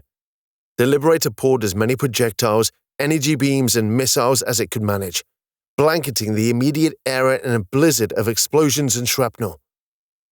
One of the incoming Naled ships was caught in a flurry and was decimated, shriveling up as it died. Each of the incoming harpoons was destroyed as it entered range, the screen of fire proving effective, but it was a defense they could not continue indefinitely. The Naled ships were closing in, with more emerging from their hibernation. One of the ships was getting dangerously close, managing to evade most of the fire with an almost balletic grace, now starting to flex as though it were aiming to grab hold of the Liberator. Its scale was more apparent now it was close. The Naled ship was much smaller than the Liberator, but their strength in numbers could well overwhelm them. If they had decided to latch onto the ship, they had no means of peeling them off, and they would be defenseless. But what was the purpose? Was this a form of boarding the ship? Get security to the areas nearest the Naled ship. If they're trying to board us, I want to give them a suitable greeting. Slide engaged, Kane countered. All of the cannon batteries, missile launchers, and laser weapon systems shut down as the slide was triggered. This was an automatic safety precaution, as any projectiles caught in the space-time bubble would emerge at the destination with their inertia restored. If the space-time bubble popped amongst friendlies, those projectiles could become unexpected friendly fire. As local space-time was distorted and then ripped loose of the universe, the closest Naled ship was torn in half, one half within the bubble, the other half outside. There was the briefest of moments where this was registered before the Liberator was hurled at a phenomenal speed towards the jump gate. The front half of the Naled ship hung inside the local space-time bubble, slowly shriveling, blood spilling into the vacuum. It drifted towards the Liberator before colliding with it. There was a bump, but nothing with too much inertia now the bioship was limp. Good timing, Kane. Now that was something new, Kane remarked with interest. Do you think the crew can survive out there? Let's assume that they can, and get those soldiers into sections just in case, Schaefer determined. And let's not relax just yet. We have to assume that they are in pursuit and will follow us to the gate, so expect them to arrive just after us. Kane, how quickly can you initiate the jump? It will take approximately 30 seconds after our arrival, give or take a few seconds for space-time to merge. 30 seconds is a long time, Kane. It's the best I can do, Captain. Even with a fixed destination, there are exceptional numbers of calculations to solve before we can jump. Webster, ensure all weapon systems are ready to fire as soon as we arrive. Yes, sir. There would be a brief pause as they continued their slide toward the jump gate, but Schaefer had to assume hostilities would resume almost immediately. This was an interval, not a cessation. He watched the Naled bioship slide around the hull as it slowly started to drift away again, trailing blood as it did so. It was a grim spectacle, but not without its own perverse beauty. Disengaging slide, Kane's voice punctuated. There was a jolt as the space-time bubble around the ship merged with local space-time, and the remains of the bioship and the camera stream started to drift away from the Liberator. Kane, start the jump process as soon as you're able. Any sign of the Naled? None at the moment, Captain. Let's hope it takes them longer to get here than we need to jump. Now began the anxious period of waiting, counting down the seconds before they could escape. Schaefer hoped it would take enough time for the Naled to respond, that they could be out of the Sierra system before they arrived. Given the current lack of information, they weren't even aware if the bioships were slide-capable, or jump-capable for that matter. It would be foolish to make any assumptions, especially in light of their tactics back at Sierra Lament. That shows strategic thinking and a higher level of intelligence. If they were capable of that, and harnessing space travel, no matter how unconventional the means, they may have means to slide and jump as well. Get ready, Schaefer warned, silently counting the seconds to himself. 15 seconds went by with no incident, and he was starting to feel a little more optimistic, but he tried to squash the feeling. Optimism had no place in combat, and left the door open to complacency. Maybe they're not slide-capable. The way today has gone, Doctor, I wouldn't bet on that. It took another 5 seconds to prove Schaefer right. 2 Naled ships suddenly appeared next to them, emerging from their own slides, instantaneously to the eye. 2 targets acquired. Open fire, Schaefer commanded. Try and take them out before the others get here. All of the Liberator's batteries capable of targeting the two ships opened fire, raining a barrage of projectiles on the ships. One of them was destroyed instantly, but the other managed to start swimming through space in an attempt to avoid the onslaught. It still took heavy damage, and realizing it couldn't take much more, it started moving away. 4 more targets acquired, now 6. They'll all be here shortly, Schaefer grimly observed. Kane! 10 seconds, sir. Keep firing. Prioritize any incoming harpoons. We don't know what they're capable of, and we don't want to find out the hard way. 12 harpoons detected, Captain. Now 5 more. This was the alpha strike he'd been expecting. Put everything we can between us and those harpoons. Not one of them is to get through. Every countermeasure the Liberator possessed was activated and filled the space around the massive ship. Several harpoons were destroyed effectively. Another was splintered but not annihilated, and the fragments tore into the Liberator with extreme force, each splinter causing explosions with the kinetic force it wielded. The ship's armor held, but if that was the reaction to the remains of a single harpoon, it didn't take much extrapolation to realize a complete one striking the hull could wreak havoc. More Naled ships were approaching, and each processive second brought more of them, and the void started to fill with harpoons. 40 harpoons incoming, Captain! The alpha strike was growing, and with the proliferation of projectiles, the countermeasures they were laying down simply wasn't going to be enough. Then came the magic moment. All the guns stopped as the safety measures kicked in. Jump engaged, Kane spoke. With that, space-time rippled, and the ship jolted again as it left space-time and entered the conduit, racing towards the destination at incomprehensible speed. The conduit, the medium through which travel between jump gates was possible. It was a place outside of space-time and still largely beyond human science. They understood the jump gates, but they had next to no knowledge of the medium between them. It wasn't even certain that it even existed, or whether it was just human perception filling in something it couldn't understand with a rough approximation. A few seconds later, they emerged in the neighboring system with a jolt. Thank you, Lady Luck, Pilot Awemi cheered. Don't get complacent just yet.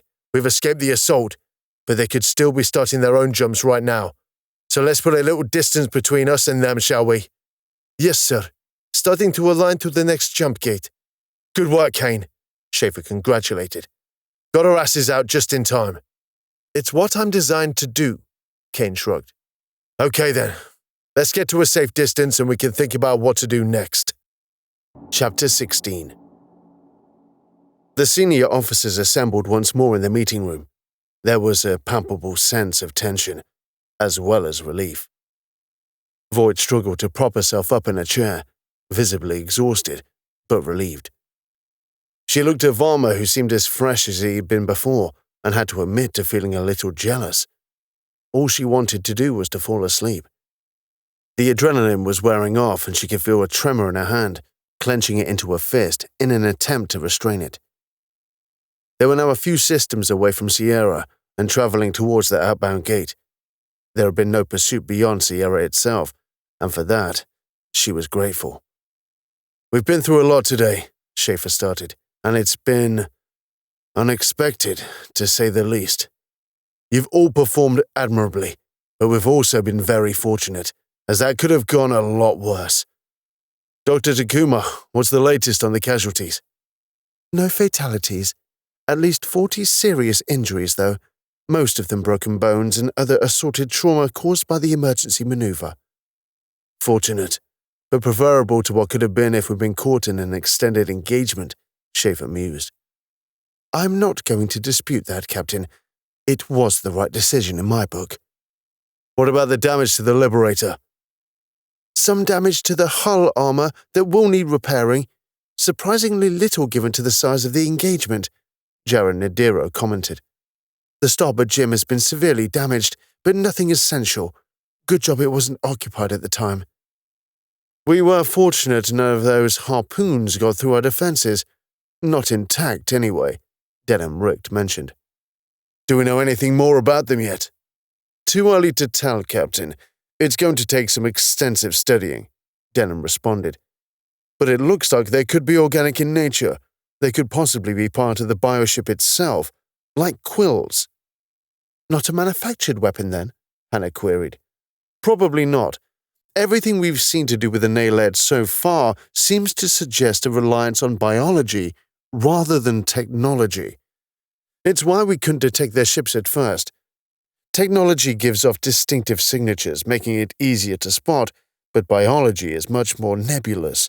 You can detect it, but it's much harder to recognize it as having a particular function.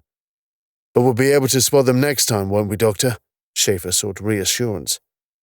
It'll take some analysis of the biosignatures, but we should be able to, yes. There's also a lot to unpack about the Triskel Corporation's activities on Sierra Lament, Voight reminded.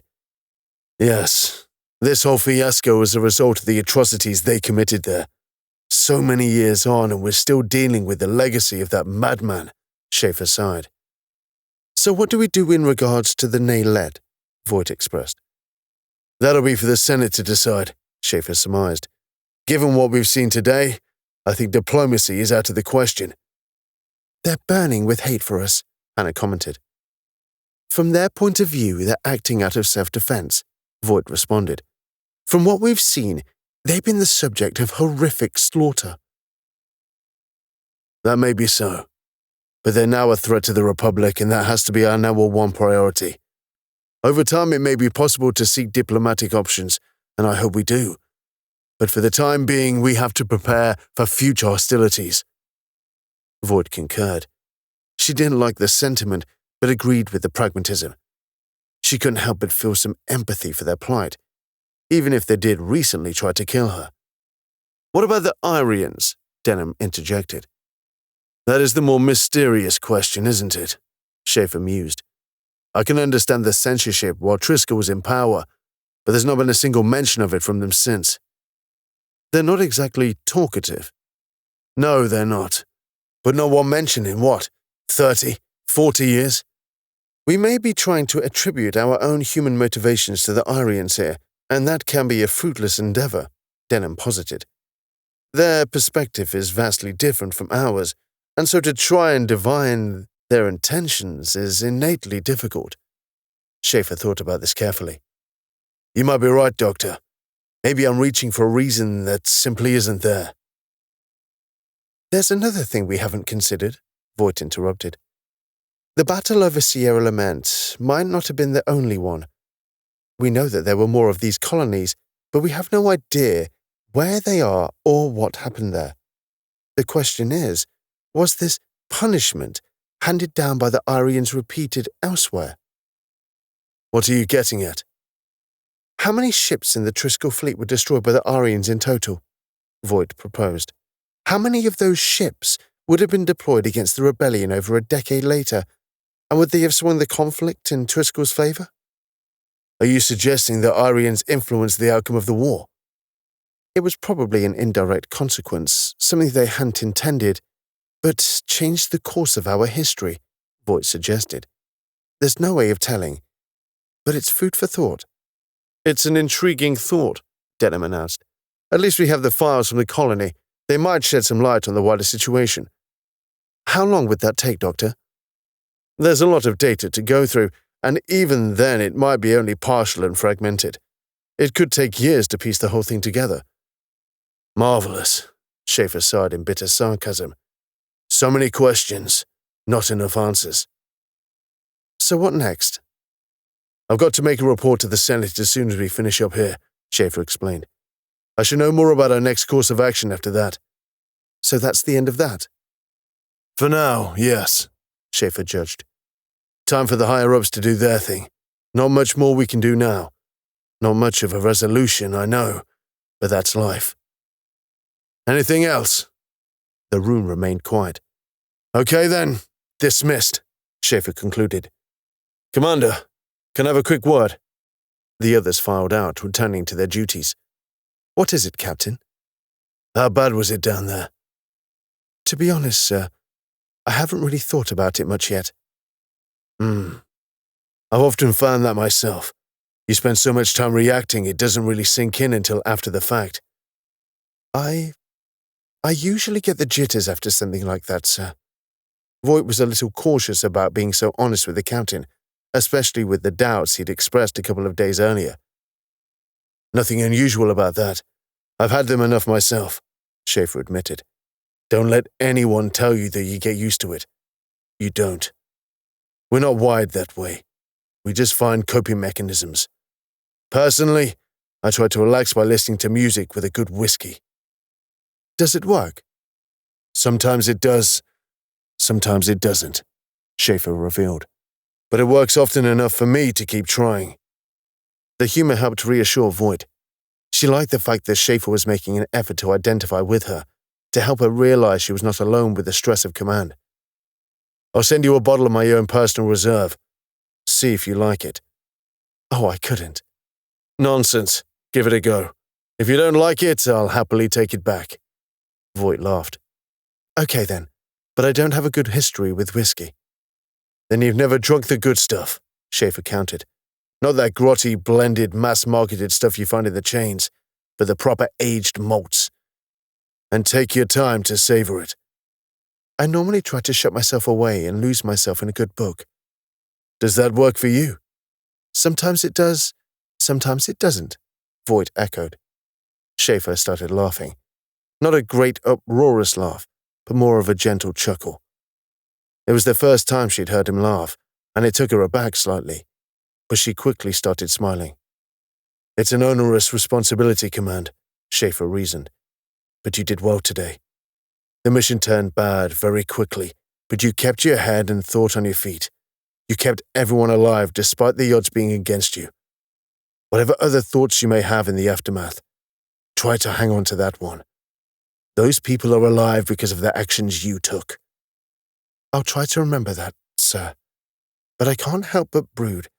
It's my nature. Well, if you want to talk about anything, I'm more than happy to listen. Thank you, sir. Now try and get some rest. I intend to. Once I've filed my report. Chapter 17. Sanjeev Varma strode along the corridor towards the commander's quarters. He was feeling restless, as he often did after an intense day, and found himself unable to sleep. He'd already been to check on Mayhew in the hospital and spent some time talking to him, engaging in some banter. He felt it was important to engage with those he led into battle, for it fostered the trust you needed when you put your fate in the hands of those around you. The conversation reached its natural end, and so he'd sauntered off in order to speak to the commander. Not for any specific reason beyond thanking her and seeing how she was doing. He saw it as part of his duty of care. It applied to those below him and those above. He found himself outside Commander Voight's quarters and activated the announcer. The officers' quarters were the same as any other crew quarters and unremarkable. Indeed, that was the point. The Republic felt it sent out the wrong message to have perks to seniority, feeling that it undermined the whole concept being in the role to serve. Some disagreed with this sentiment, but most didn't. Varma felt it removed the barrier that used to exist between the various levels of command. The commander didn't answer, so he activated it a second time. This time, the door opened. "Come in," Voight announced from within. The quarters were dark, no illumination present save for the luminous glow of the display on the wall, which showed the panorama outside. "Sorry to interrupt, Commander. I didn't catch you sleeping, did I?" Varma couldn't locate her in the dark. "No, it's okay, Major. Don't think I could sleep if I wanted to." Her voice emanated from a chair facing the external display. "I just thought I'd drop by and see how you were doing." "Have a seat." Varma made his way cautiously to the seat, judging his steps carefully now that the door had closed behind him, shutting out the illumination of the corridor. He sat himself down and swiveled the chair so he could better see the commander. As he did so, he could see her face, bathed in the luminosity of the screen, and he could see she'd been crying, though she had attempted to wipe them away. "Oh, I'm sorry, Commander," Varma apologized. "I can come back later." "It's okay, Major. It's not the first time I've been weepy after combat," Voight explained. "As you can see, I'm not feeling all that great at the moment." "It's been a difficult day." "You could say that." "Do you want to talk about it?" "I wouldn't want to burden you with my guilt." "You saved our lives today. I think it would be remiss of me not to offer you some support now." Voight smiled weakly.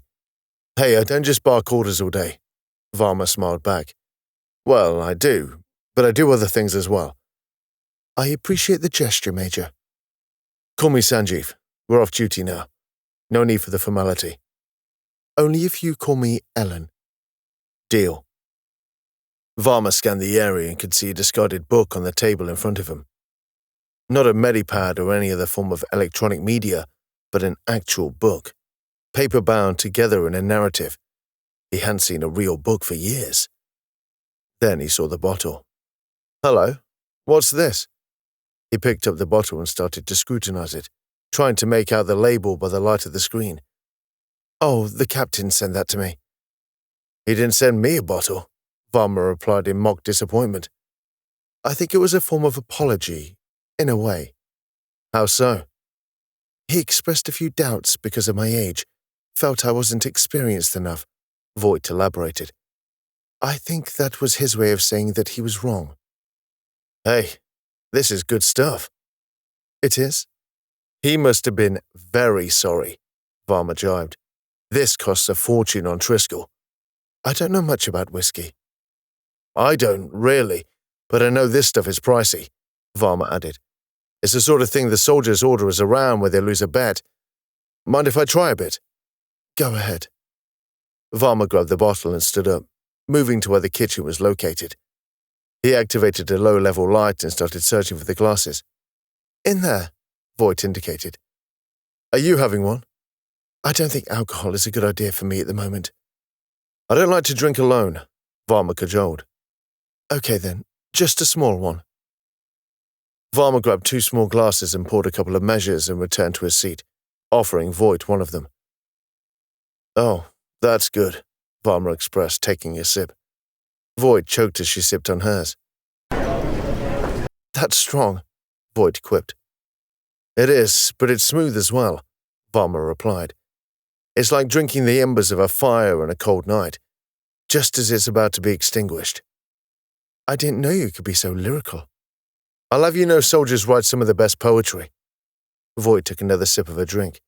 This time she was prepared and didn't choke. It is smooth, she agreed. So, you've been feeling guilty? Yeah. I've had time to process what happened now, and I can't help but feel guilt. I know we didn't have much choice, but the Naled are intelligent, sapient creatures, and I killed an awful lot of them. I can't help but feel bad about that. But as you say, they didn't give much of a choice. We had to defend ourselves. I just wish they'd listened to reason. I think they were beyond that. Can you blame them? With what Triskel did to them, no, not really, Varma concurred. I can't imagine we'd react any differently if the roles had been reversed.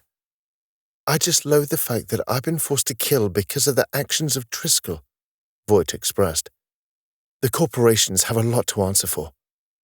You won't hear me argue with that.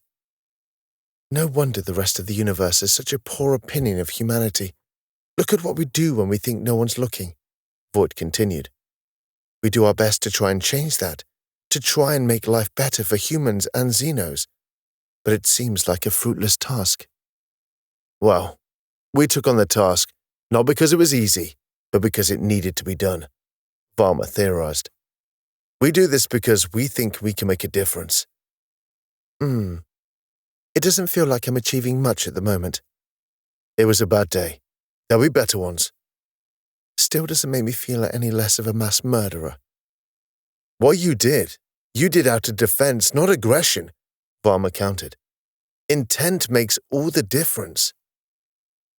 I keep telling myself that, but when we were being assaulted, I just reacted. There wasn't any moralizing or internal debate, just a reaction. I've been in firefights before. I know what they're like. They're messy and chaotic, and half the time you have no idea what's going on. You just tell yourself you did what you could under trying circumstances and have to live with that. But this was the first time I've killed so many sapient beings. Defensive intent or not, it's still a massacre. There was a pause as Varma considered his next words. A soldier's biggest burden is retaining their humanity in the face of extremity, Varma explained. What I saw down there was a woman who tried her best to avoid violence. It didn't work, though, did it? The outcome isn't the point. The point is, you tried, Varma indicated. Some people may say that this is how we deal with conflict that defines who we are, but I think it's how we try to avoid it that defines us. I hope you're right. I know I am, Varma smiled confidently. I'm sorry to dump all these doubts and recriminations on you, Sanjeev. It's no problem. It's good to talk these things out. Even if it doesn't resolve anything, it's good to just get it out, Varma stated.